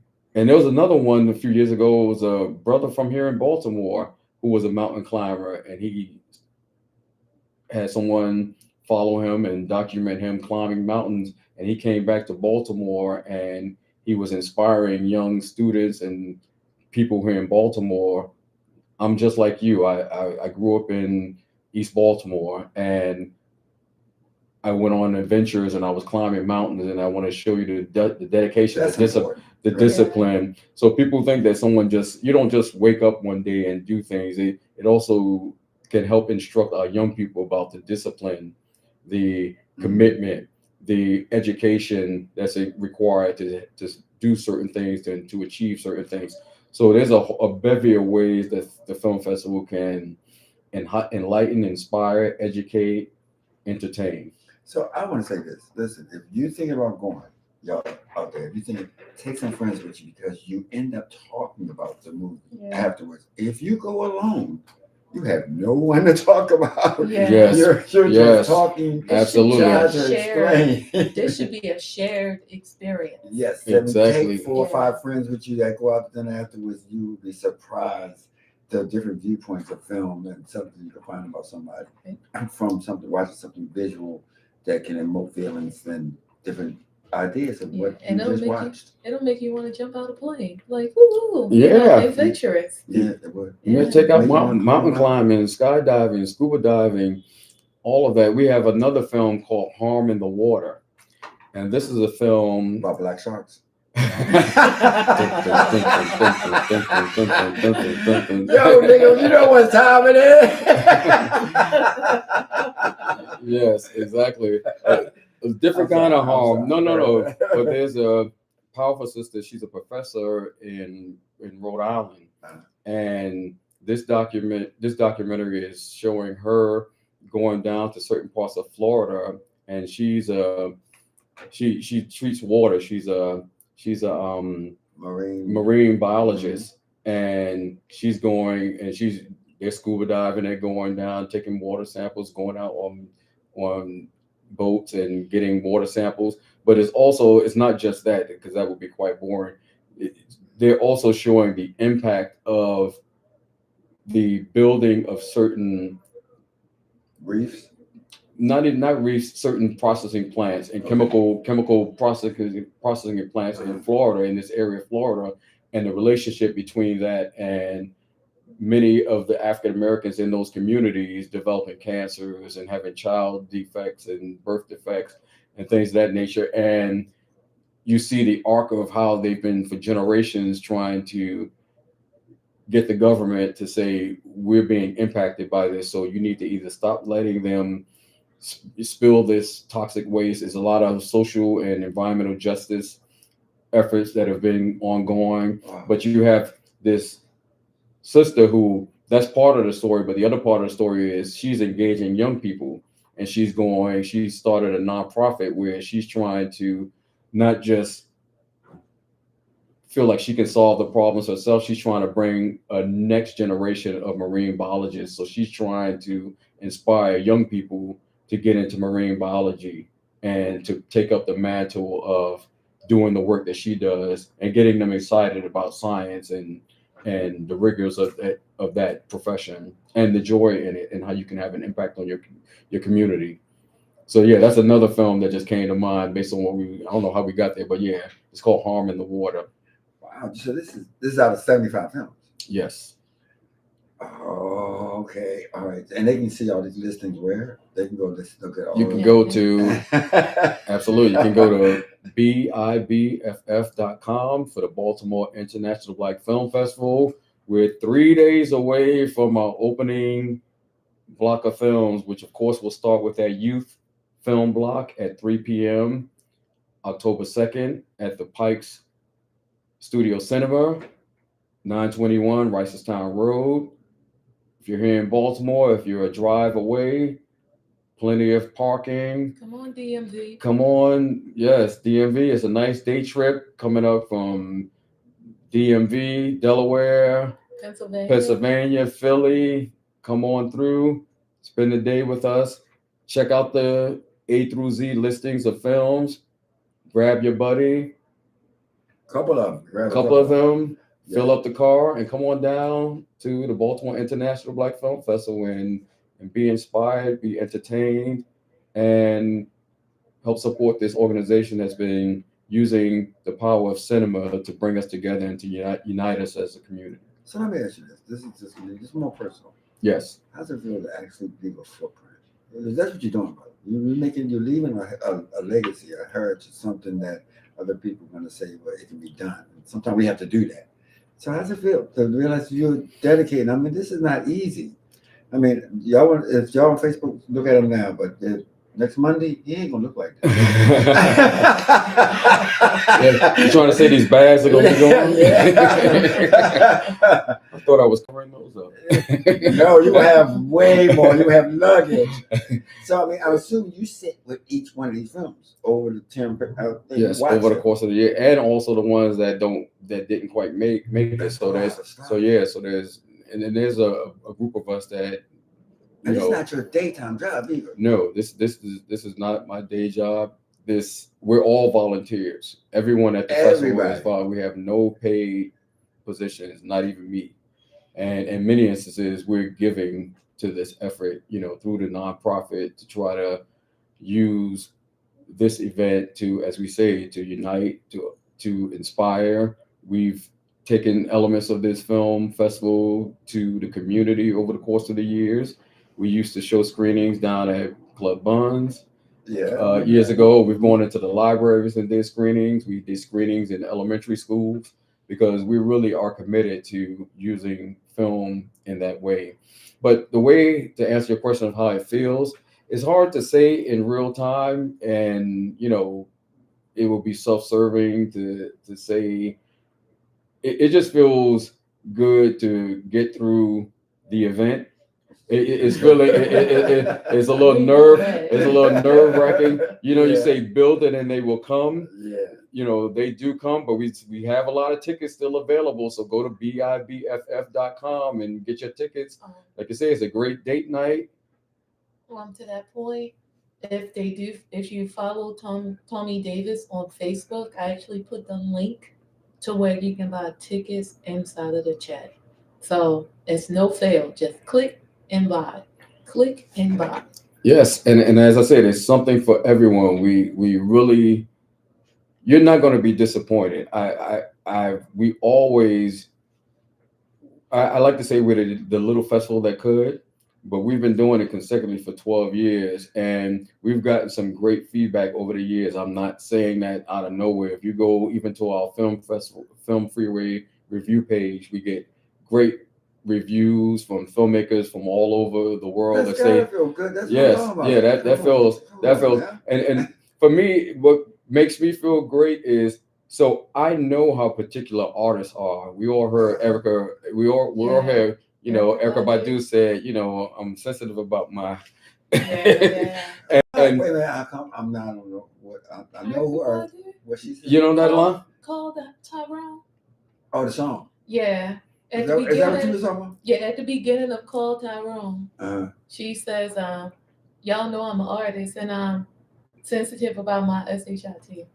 Yes. I'm sensitive about my shit. Yeah. Yes. I like that. So just imagine, so any creatives out here, we're all in our own ways. I've been on the stage, I've acted, I've done some of that, I've painted some. So you're in theater. Yes, I've been on stage. I've been live on stage. That's why I used to be Mr. Book stuff, because you was in plays and musicals. Yes. So I've done that. I've done some abstract paintings. I know you're an artist. You're an artist. So That means you're crazy. Creators are Yeah. particular about their ish, Yeah. right? So just imagine inviting 75 creatives to submit their their work to be showcased. But what gives me pride is when they see their films on this big screen for the first time. That is an incredible moment. You're not supposed to take pictures of screens, but of course, if it's your film, there's so many filmmakers. They come in. This is the first time they've seen their film on the big screen. It's one thing to have the MP4 to be on the computer, but to see it on the big screen with the speakers and the surround sound and have that theatrical experience.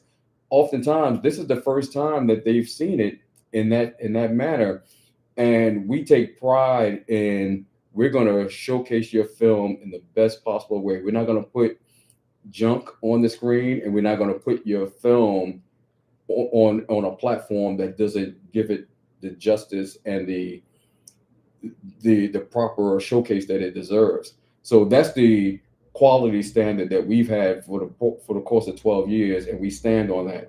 So me being someone who I'm the type of film enthusiast, even before I started the film festival, I don't like to look at previews. So I will just show up at the festival knowing that I may look at maybe a little snippet, but generally I like the adventure of, okay, this is a film, this is the block of films, I'll just show up. And sometimes you got to have some faith in the festival. And usually there's some festivals that I know they're going to always give quality. So that's what we have.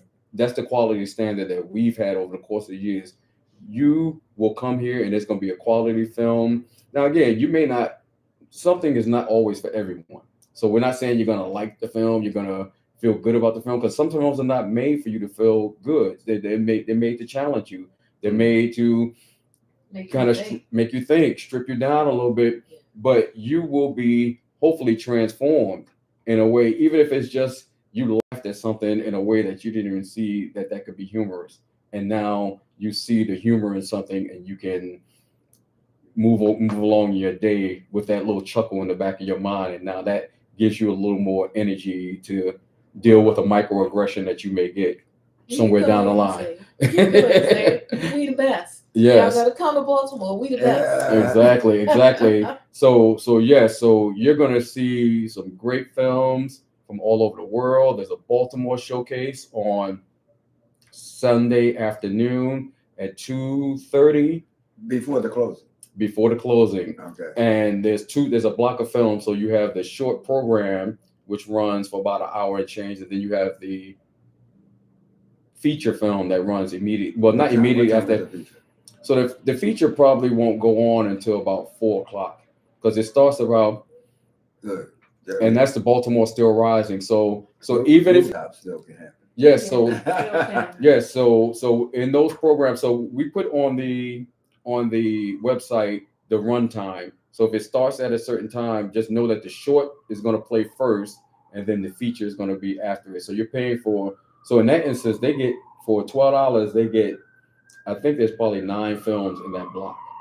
There's 8 shorts and the 1 feature film. So, and it's all kind of subject matter, animations. So that Baltimore showcase is something, the comedies, but it's all made here in Baltimore. And that feature I told you about, Baltimore Still Rising, talks about post Freddie Gray. And that's on the last day too. That's on the last day as well. So no repeat. So if you want to see this one, you know what day to go to see.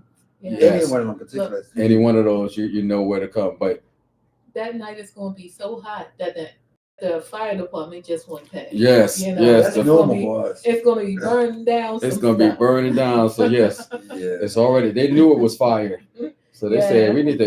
You know this is going to be a movie. That was a drill. You know, there's that was just a drill, but there's it's going to be fire there at the. You can tell you stories. We've heard Adam's conversation. Don't let it be a game down here. It's just alcohol and fans. It's just it came at the right time though when you were talking about the Baltimore. But this is gonna be a great movie. We're gonna take all these clips and put them together. And after they assassinate Tracy was saying something crazy, then it's really gonna be, of course, gonna be ever to talk about it. It's like Look, at the end, I want to be doing my tap Yeah, dancing to polka. polka music. Yes, in slow exactly. motion. And slow motion. How about that? Exactly. And look forward for that at the 13th annual Baltimore International Black Film Festival next October. So what do you want to do? You want to have a teenager. You know, Yes, once they get to their teens, it gets out of control. So get ready for I it. know. We're going into our teenage years. Oh, As a yeah. festival. So, like, you've been many places. Tell us some of the places where you have shown. In 12 years, you have moved several times. So, just tell the people where you've previously Oh, been. yes. We've shown the film at the Reginald F. Lewis. We Oh. used to do a set of screenings at the Reginald F. Lewis Museum. We've shown and held the festival at Morgan State University. Also, the University of Baltimore, the Learning Commons. We've been at the Charles Theater, the Parkway. Did y'all do the Hippodrome with you? No, we haven't done that. I've been to the ones at the Charles Theater. I've been both of them, and Baltimore, University of And- Baltimore. Yes. Yeah, that's it. Yeah, it sure is. That was right down the street. I went there too. Yeah. Yeah, I forgot about that. We've also shown at the Pride Center of Maryland, the Amasi Center. We've shown, this is during the festival itself. So yeah, we've shown it in multiple locations. That was those years when we were screening in multiple different places at once. Oh, so you had years Yeah. where it was 4 days, but one day was over here and one day was over there. Yes. Yeah. It worked. And some of that was by necessity.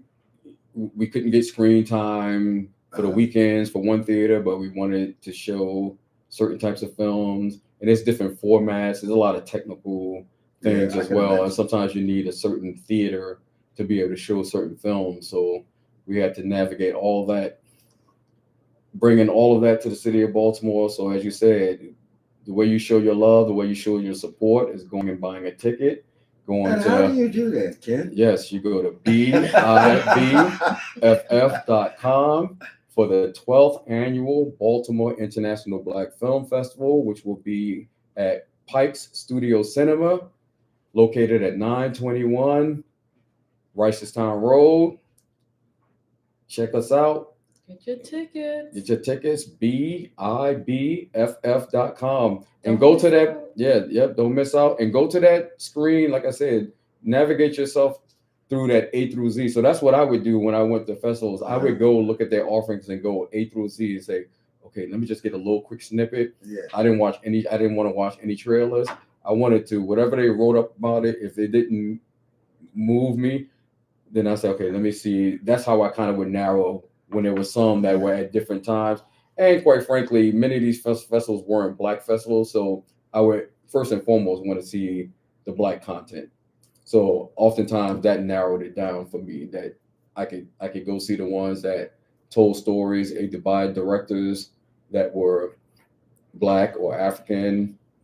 And so that's how I kind of, you don't have that issue here. All the films will have Black subject matters, If actors. you are race, this is not excluding you. This is for anyone to come. Don't Absolutely. if you're listening to this and it sounds like it's all African American centered. Maybe some of the subject in this, but not to attend. No, Feel not free, right? not at all. Absolutely. And this is the way we always talk about allyship and supporting Black creatives. But yes, that's who the creators are here. But yes, we welcome everyone to attend and to be inspired and to gain and to contribute to the ecosystem of what the festival will curate and has curated. Can I say something? Those out there that are in Baltimore, Delaware, Philadelphia, even North Carolina, South Carolina, you should come here to this film festival, because it will actually show you, as you're shooting your film, how the end result should be.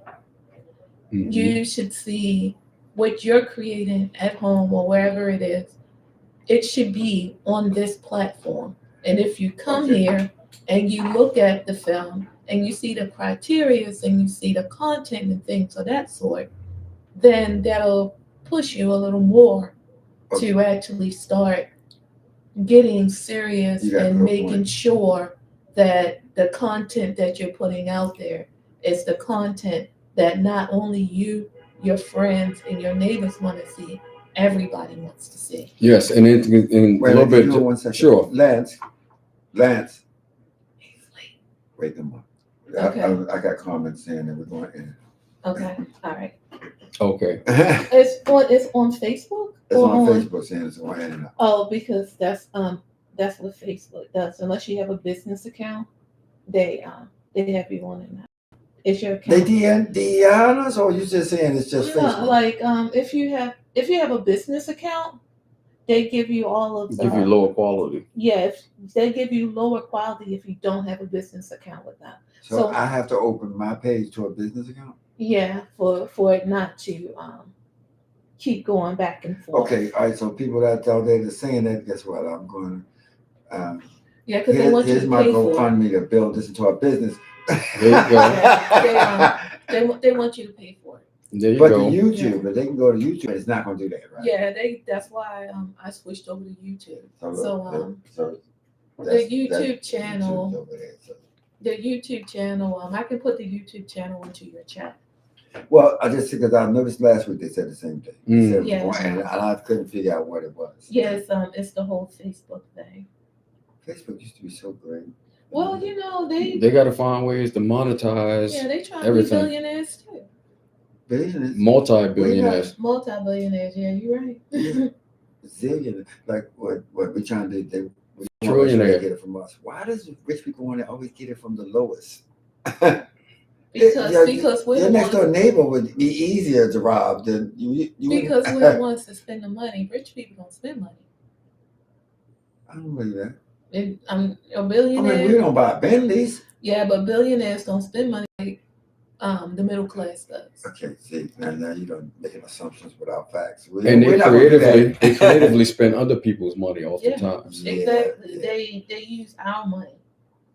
So wait a minute. So we brought them down to the end, close to it. But yeah, just to piggyback on Tracy's last point is, in addition to coming from North Carolina, Delaware, Philly, the DMV, DC, to see what your end product will be, you also will be able to engage and have conversation with filmmakers who how about that? finish their products. Yeah. So consider it a low price to have basically a seminar with a bunch of filmmakers from all over the world who've created projects, and now you can engage with them, network with them, get their business cards, get their Facebook page, get their social media, and now you have someone. Suppose you got one in Philly.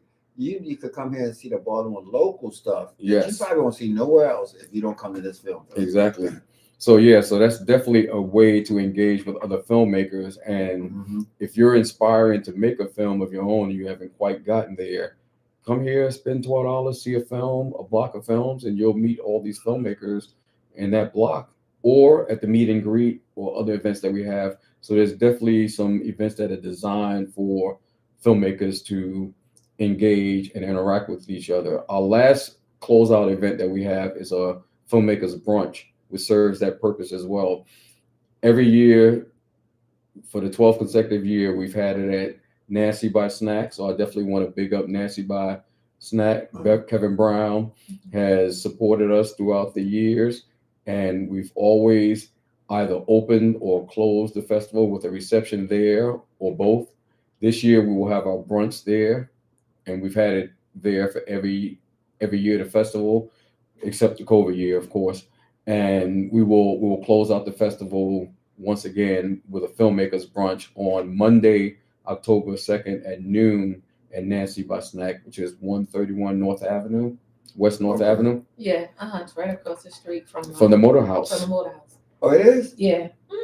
They got good food too, especially that cornbread waffle. Ooh, that cornbread waffle is good. Ooh, goodness gracious. But you just brought up a point right there.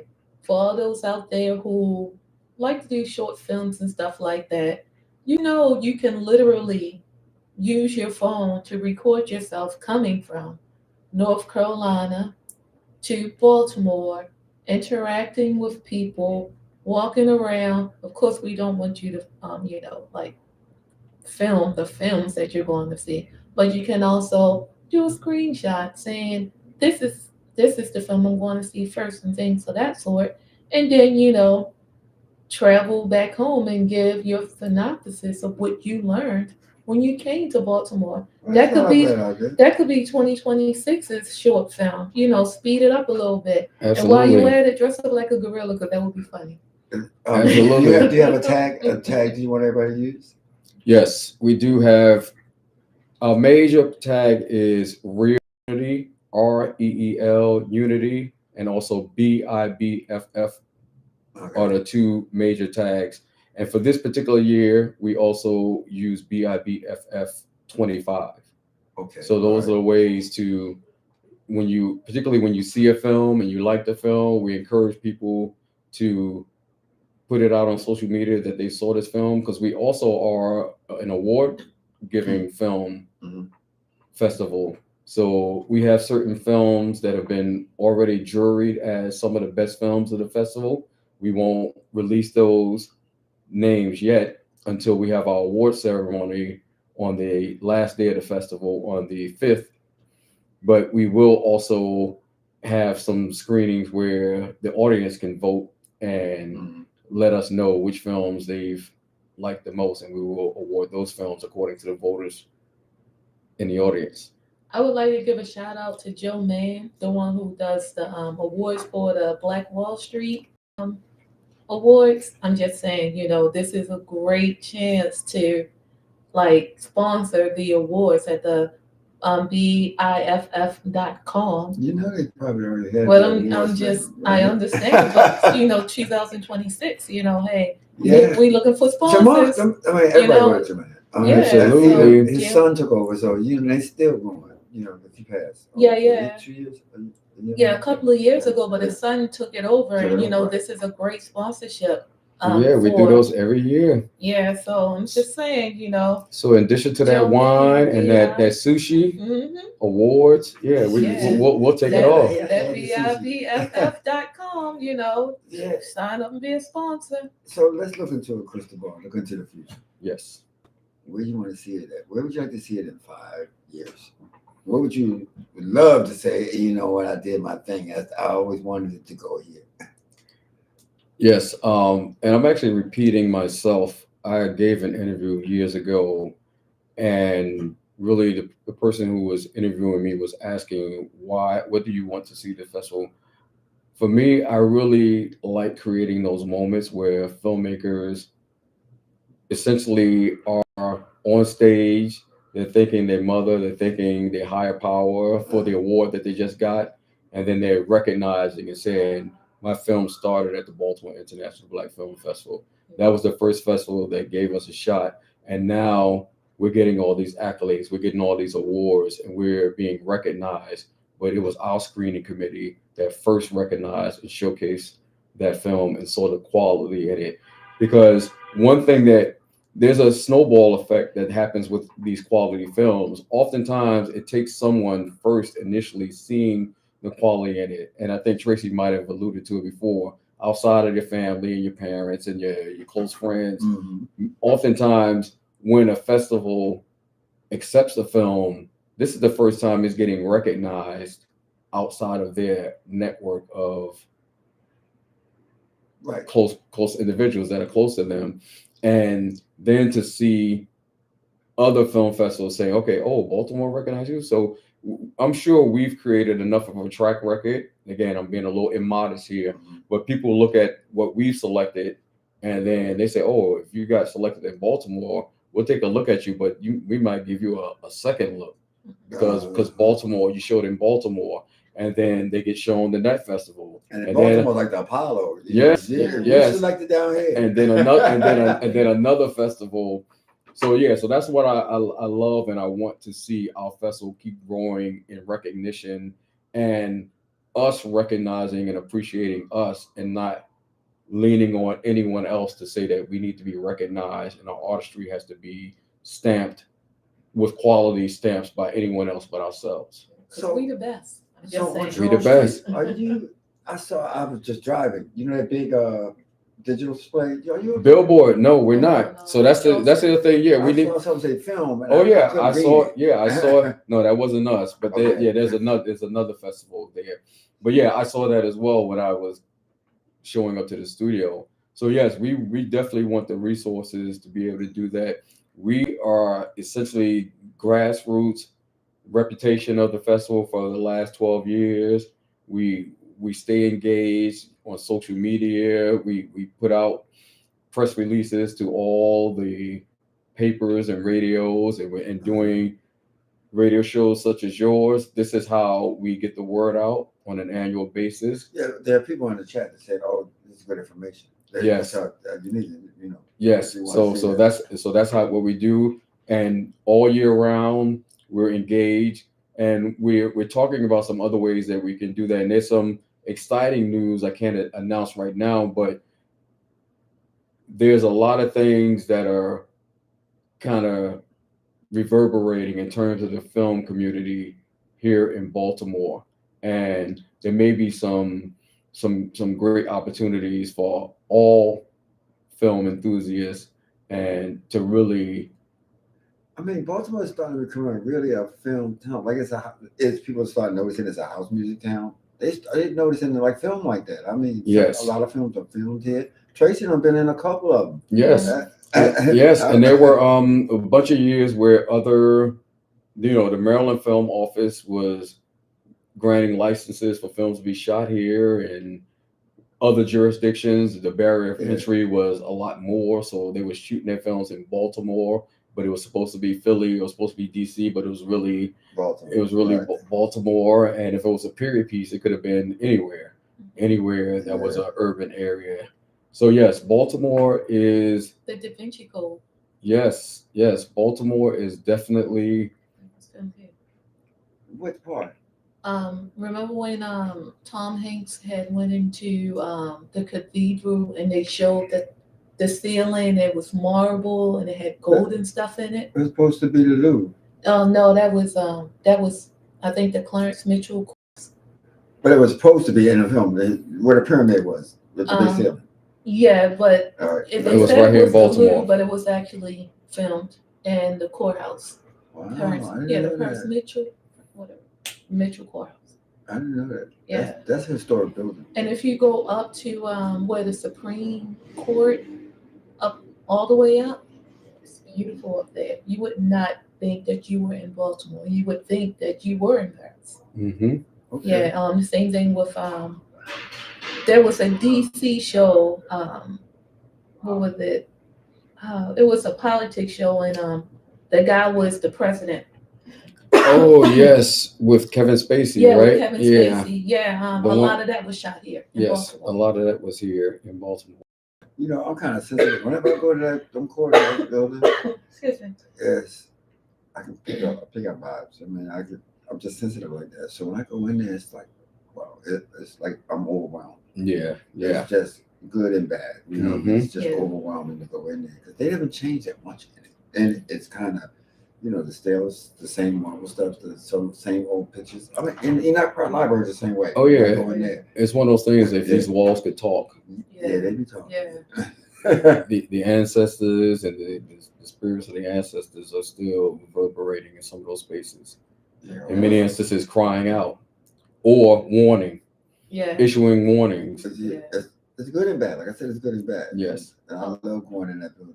So yeah, they're this year we had protecting. the sheriff's with me. I had to keep going in that building. Every time I went in that building, it was like made you feel some type of way. Yes, but you won't have that issue when you show up at the Baltimore International Black Film it's got Black Festival. history.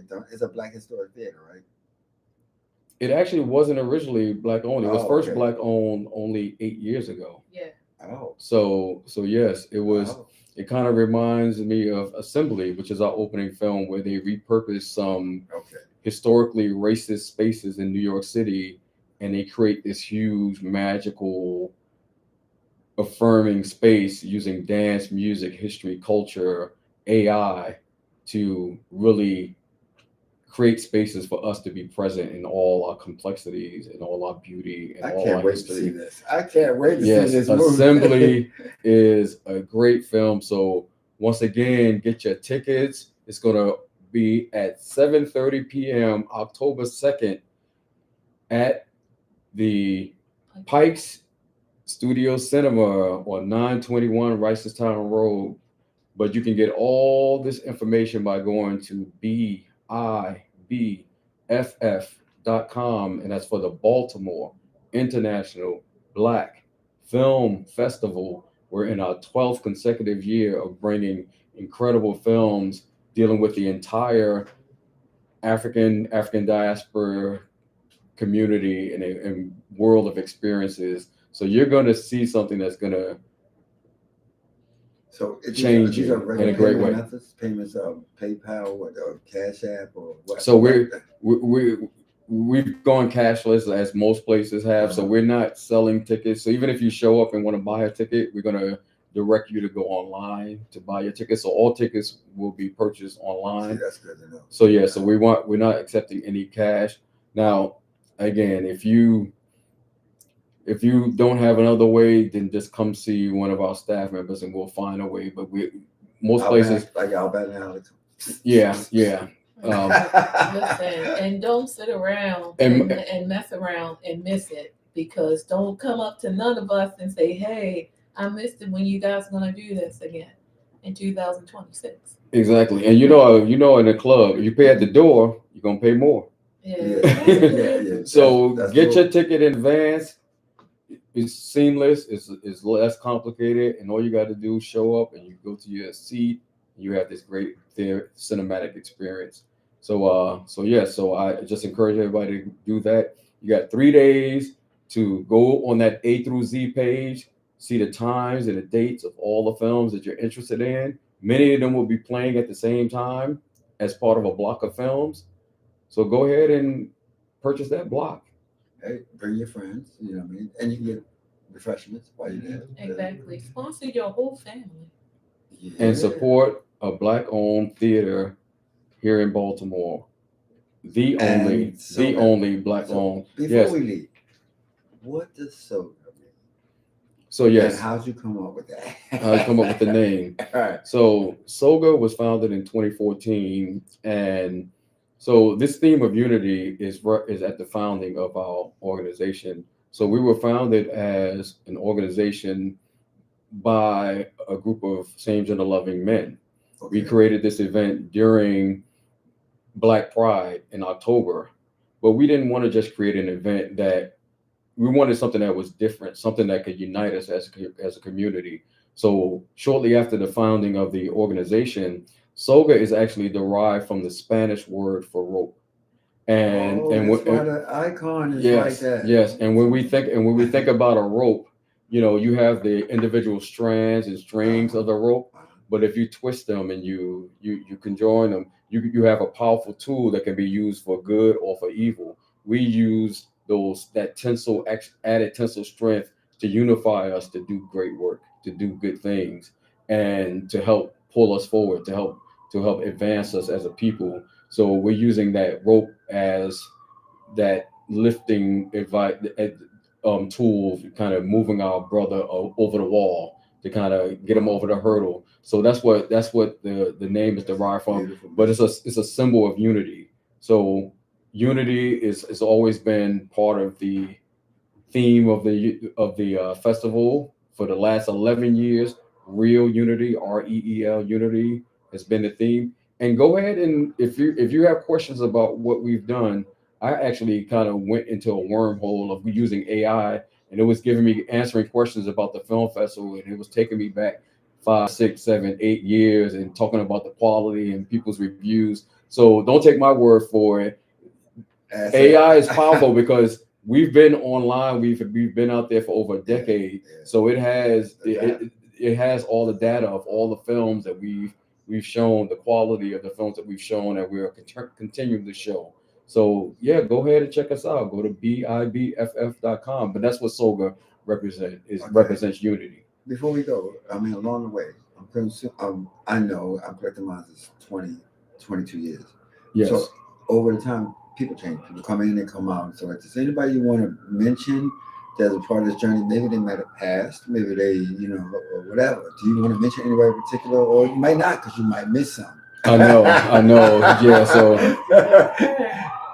but yes, yeah, people have come and go, and yes, without failing to mention everyone. Yeah, And I didn't come prepared to name all the names, but you we never have. I mean, it's funny. Like I said, we're all volunteers. That's amazing. I've been that doing the whole this. 12 years volunteer. Yes, I've been doing this, but I don't even. My name is not even. I don't put my name out there per Well, se. that's why I didn't. Yes. Like, I known you, but I said I'm not doing it. I'm not gonna put that up. Yes, yes. I mean, well, my name is clearly associated with the festival as the founder and But it's not but the blasted director. like anybody else. But for me, the most important things, and like you talk about, someone else will tell that story of the legacy of what we've done. Mhm. But for me, the films speak for themselves, and the quality of the films is what the legacy really is. Wow. That's why I do this show. See, that's why. And also to give Tracy her meds. But again, thank you for coming in here, man. Yes. I'm not even gonna ask for a discount. I'm gonna go and say, here you go. Where's my sushi? All right. Yes. And your black-owned wine. Yeah, exactly. Yes. No, I can't do that. We'll have Or grape juice. Yes, grape juice. Black-owned grape juice. Yes. No. So if you want to, grape juice.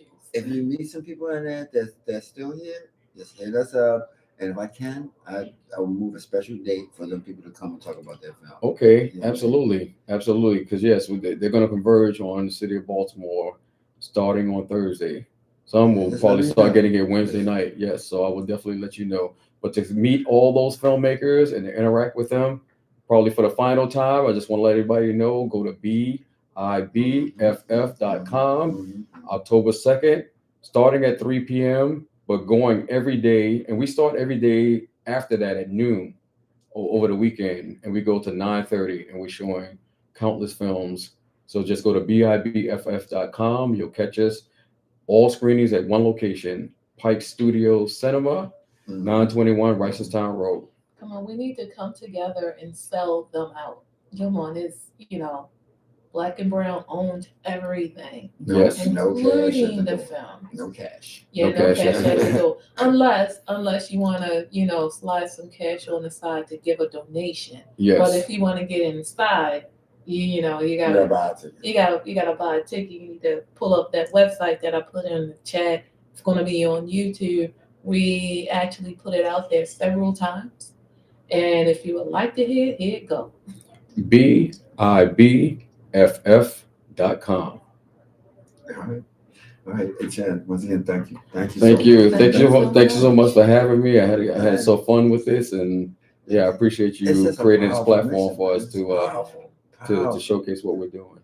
That's why if one of the ones, especially the winner, if they want to talk to Baltimore via the show, just hit me up. Let me know. Next Monday, matter of fact. Yes. So I'll be here at 7:30. So you let me know, and Yeah.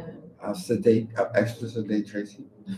Tell them to bring the equipment in so I can start doing my tap dancing. Yes. You'll have filmmakers, directors, sound people, all those folks will And be they can here. just hang after the brunch.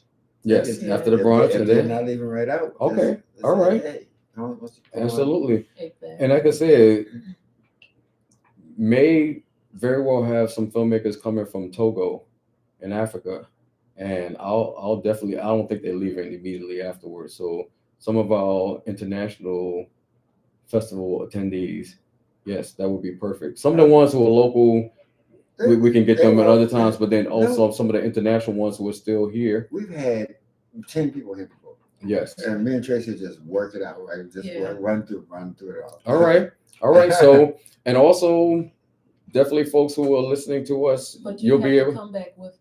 Yes, I'll come with them. But folks who are listening to us, you'll be able to offer your feedback after you've seen certain screens, and the filmmakers might be here on Monday after the festival.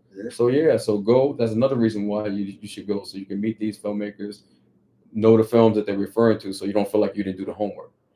Oh, that's another thing. Yeah, so they'll be able to see. They'll be able to see the yeah. film. So then, when we have some of those filmmakers come back next Monday, You know what? Yeah, we'll be all on the same Me and Tracy page. will be so, Teddy party this weekend. Oh, yes, yes. Ultra parties coming up this Yeah. weekend. Which is an after-hour party. But I think it's Wayne Davis' birthday, isn't it? Yeah, it's It's like- Wednesday, this birthday. You see what I'm saying? Yes, yes. You see So what I'm you got saying? a It's lot. like, oh, But it'll be a fun time though, That's- Hey, exhaustion for a great reason. The city is popping. Exactly. it's The fire trucks went by. They knew it was fire. They already knew what you say. We the best. We the best. We the best. So they already knew. So everybody's getting ready. So Tracy, you can close us out, and Ken, again, thank you, man. Thank you. That's on Tracy's YouTube page. Yeah. Yes. Hello, everybody. Yes. I'll actually put it in the chat. I'm going to put it on Facebook. If not tomorrow morning, it'll be there by tonight because of course I want to put the links and stuff in there to remind people where to get their tickets and when to get them by. Now So they can that's donate all year round, right? Yes. All year round. So if you're watching this and this is after this happened, you still can You go. can still You donate. can still donate. Just go to Yeah, okay. We want your money. BIBFF.com or go to soga.org. We want your money. Anyway, we want your booties in these seats. That's what I'm Yes. saying. Now, you Yes. scared me again. Now, What? I have to watch. We want you to be our Go seat ahead, warmers. Tracy. Close us. So again, please go buy these tickets. And as you buy the tickets, hey, you have social media, tell more people about it. If you go to the first day and you enjoyed it, you need to invite your people to come the next day also. Because why keep a good thing to yourself? Spread it around, give some love. Everybody deserves to be seen, especially when it's on a platform as important as this. Excuse me. So you have listened to the Thommy Davis Show on Powerful One Radio. Download the app, download the app, download the app, because we sound so much better in stereo. And when you download the app, turn it up and play it loud. Thank you for listening to the Thommy Davis Show every Monday and from I'm Tracy 7:30 Stevens. to 9:30. Have a great night, and we look forward to seeing you at the film festival. Peace out. Peace. So everything now. Great. Okay, wait a minute. I think you're the only show we ever did just one person. Oh, okay. Never. Yes. Donnie Glover. Hopefully, I was No, able that's to, right. He was one time, right? Yeah. One. hopefully I was able to hold it down as one person. You see, Hey, I didn't have no script. No, you could have just opened your computer up and talk about each film. I know. Yes. We want to keep it engaging and entertaining and. I like the teaser idea, like say, "Oh, this right here." You wait, I would have told them all because Facebook. So he talked about racism and AI with that MIT. When you were saying that, I started to search. I said, I know about that film because